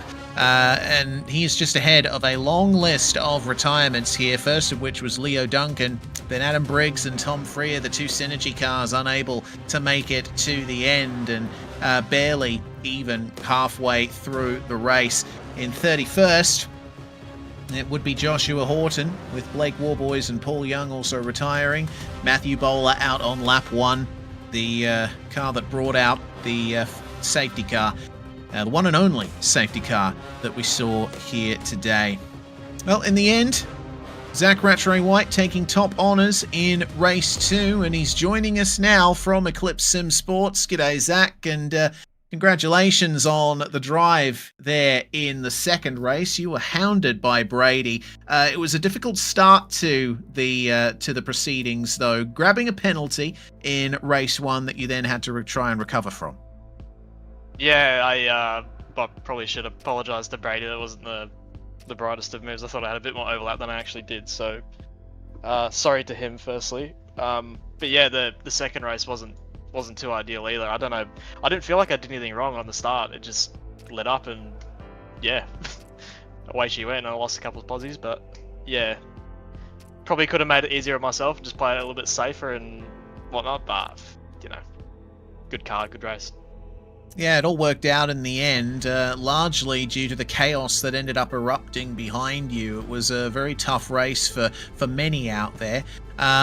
But we've been blessed with some very cool track temperatures here tonight, it being the middle of the year when we've usually run Phillip Island a bit later in the season. Do you think that changed the team's approach? We definitely had to run the car more aggressive because the track is cooler. It's a little bit easier on tyres, but at the same time, once you make the car aggressive, it chews up more tyres. So it's a bit of an even trade-off, but I think we've had to focus more on just raw pace, since the tyres are more, capable of just hanging on. But I think it was more so the same prep that we usually run, just, do our program and get on with it. And with that win in race 2 with Sean Campbell finishing in the back half of the top 10, that's going to be a few points at least that you've closed up for the championship lead. We're now at the halfway point of the season, so now the aim, I guess, is just to try and keep taking points away from here. Yeah, that's been the aim since after round 1, since the unfortunate events at Montreal. But yeah, I'm just trying to chip away points because I think I'm, including the drop rounds and whatnot, I'm a whole round behind. So I need to get quite far ahead of him just to even be in contention. So hopefully you can get a bit of a gain back on him, and then Enduro season we can make a full attack. Well, hopefully we're talking to you again in a few weeks' time at Portland International Raceway. Zach, is there anyone that you want to thank before we let you go? Yeah, you guys and the broadcast and the admin team, but mainly every one of the clips have put in a good chunk of hours to make the car what it is, especially Griff and Marino, of course. They help out a lot, so thanks to them. Thanks very much for joining us, Zach, and yeah, congratulations for the win in race 2. Thanks, guys. Zach Rattray-White there. He was joined on the podium in race 2 by Brady Myers, who David Haynes has caught up with. Yep, absolutely. From second on the grid to second at the end of the race, but the race is far more complicated than that. Early safety car, wide pit window, and new tyres seem to give sort of maybe just 2 laps of glory. Car was really fast after the safety car and tried to put my head down and build a gap, and managed to do so, but I think I ended up blowing the tyres off like lap 8 or 9 or something, and gradually Robbie and Zach were reeling me back in, so that made everything quite stressful. Phillip Island, Reece Gardner said, probably one of the longest serving Australian tracks, but the Gen 3 still feels relatively new. There's updates constantly, so the track's a known quantity, but how do you set up the car knowing that we had the 500-kilometer race last season and this is a little different? I think we've taken aspects of last year into this year. We've obviously changed up our setup quite a bit. It's hard to say. We're still feel like we're in comeback mode, sort of. So we're constantly working on setup and trying to get down our little 1%ers and all that sort of stuff. But I think we're gradually getting there. In terms of setup, it's hard to say. I think we're getting close in terms of driving, but yeah, we still feel like we're lacking in terms of just setup direction. Bit of the old band back together this weekend. It was good to see Richard Hampstead on track. Did you have much conversation, much work together, much team strategy? Yeah, but there was a bit of character referencing when Richard decided to drive back into me again. That was very nice of him. But no, he's been really good. He's saddled straight back in and been right on the pace again, which is really good. So it'll be great to see him come back for Enduros and have a good run. But yeah, it's bit of a return form for us this weekend. We've always had a decent run at Phillip Island, so it was nice to run up the front again.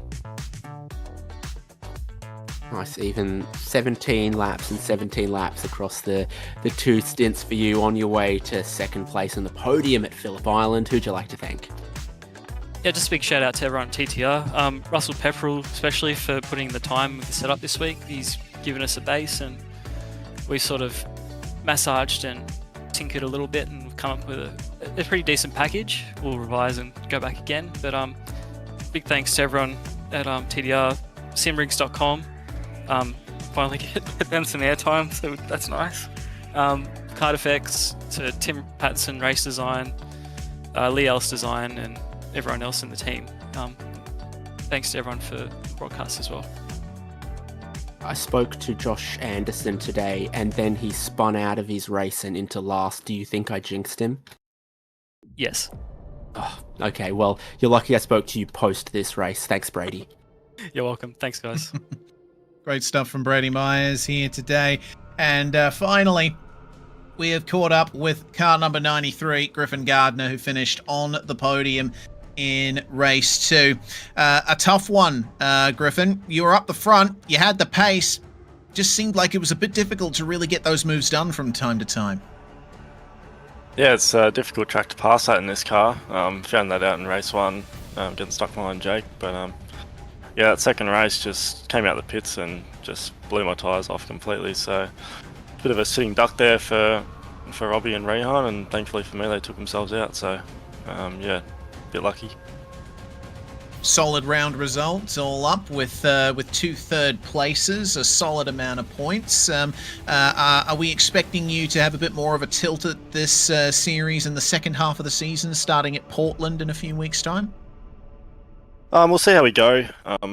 Me being here tonight is just preparation for Pro Series, where I'll be back in the seat as a co-driver. So it's just good to be back and get some racing miles and just be back in the seat. I haven't been in the seat all year really, so yeah, it's good to be back and just get a feel for it.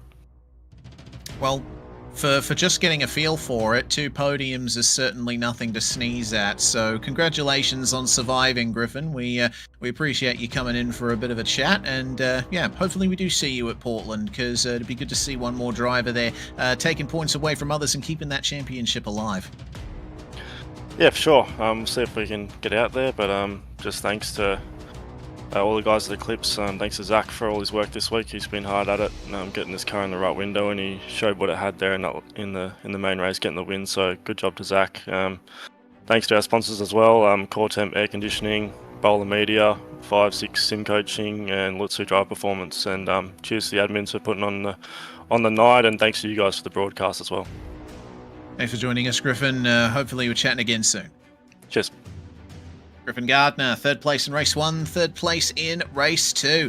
And that is going to bring things to a conclusion here for round 6 of V8SCOPS at Phillip Island. The next round of the championship is going to be in 2 weeks' time, my apologies, on the 28th of June at Portland International Raceway. David, I am very hyped for this one. Portland International Raceway is actually one of my favourite tracks of all time, and so it's fantastic not just to see it on iRacing, but V8SCOPS is coming here too. And this really is, I think, a supercar track, if you can call it that.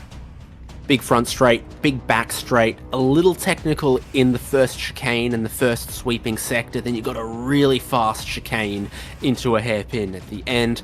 I've said it before, probably the closest Australian track might be Townsville to Portland in terms of character, some high-speed sections, but also flying across some curbs in the chicanes. And supercars can often go well on those slightly shorter bull rings. It'll be good. Absolutely. It's going to be a fun time for all, and we hope that you're there with us on June the 28th. Split 2 and Split 1 action, of course, all ready to go in the Pacific Northwest. Big thanks to everybody for tuning in, whichever platform you came from, YouTube, Facebook, Twitch, or Kick. Yeah, it's been great to have you on board with us. And once again, we do apologize for the technical problems we had during Race 2. Hopefully we can resolve that for next round. A big thanks to Aussie Online Gaming as well for putting the series on. All of our partners, sponsors, and supporters, those that support the series and the teams, your contributions do not go unappreciated. My name is Reese Gardner, David Haynes with me in the comms box, and Dan Yeaman behind the scenes here on SimSpeed TV. We'll see you next time. Racing isn't easy, but experiencing it is. iRacing puts you in the driver's seat with the industry's leading sim racing game. Drive on laser scan replicas of the greatest racing circuits from around the world. Go head-to-head against other drivers chosen by skill-based matchmaking to ensure competitive racing at every level. Compete across all your favorite series. In officially licensed cars, engineered to deliver the most accurate driving experience possible.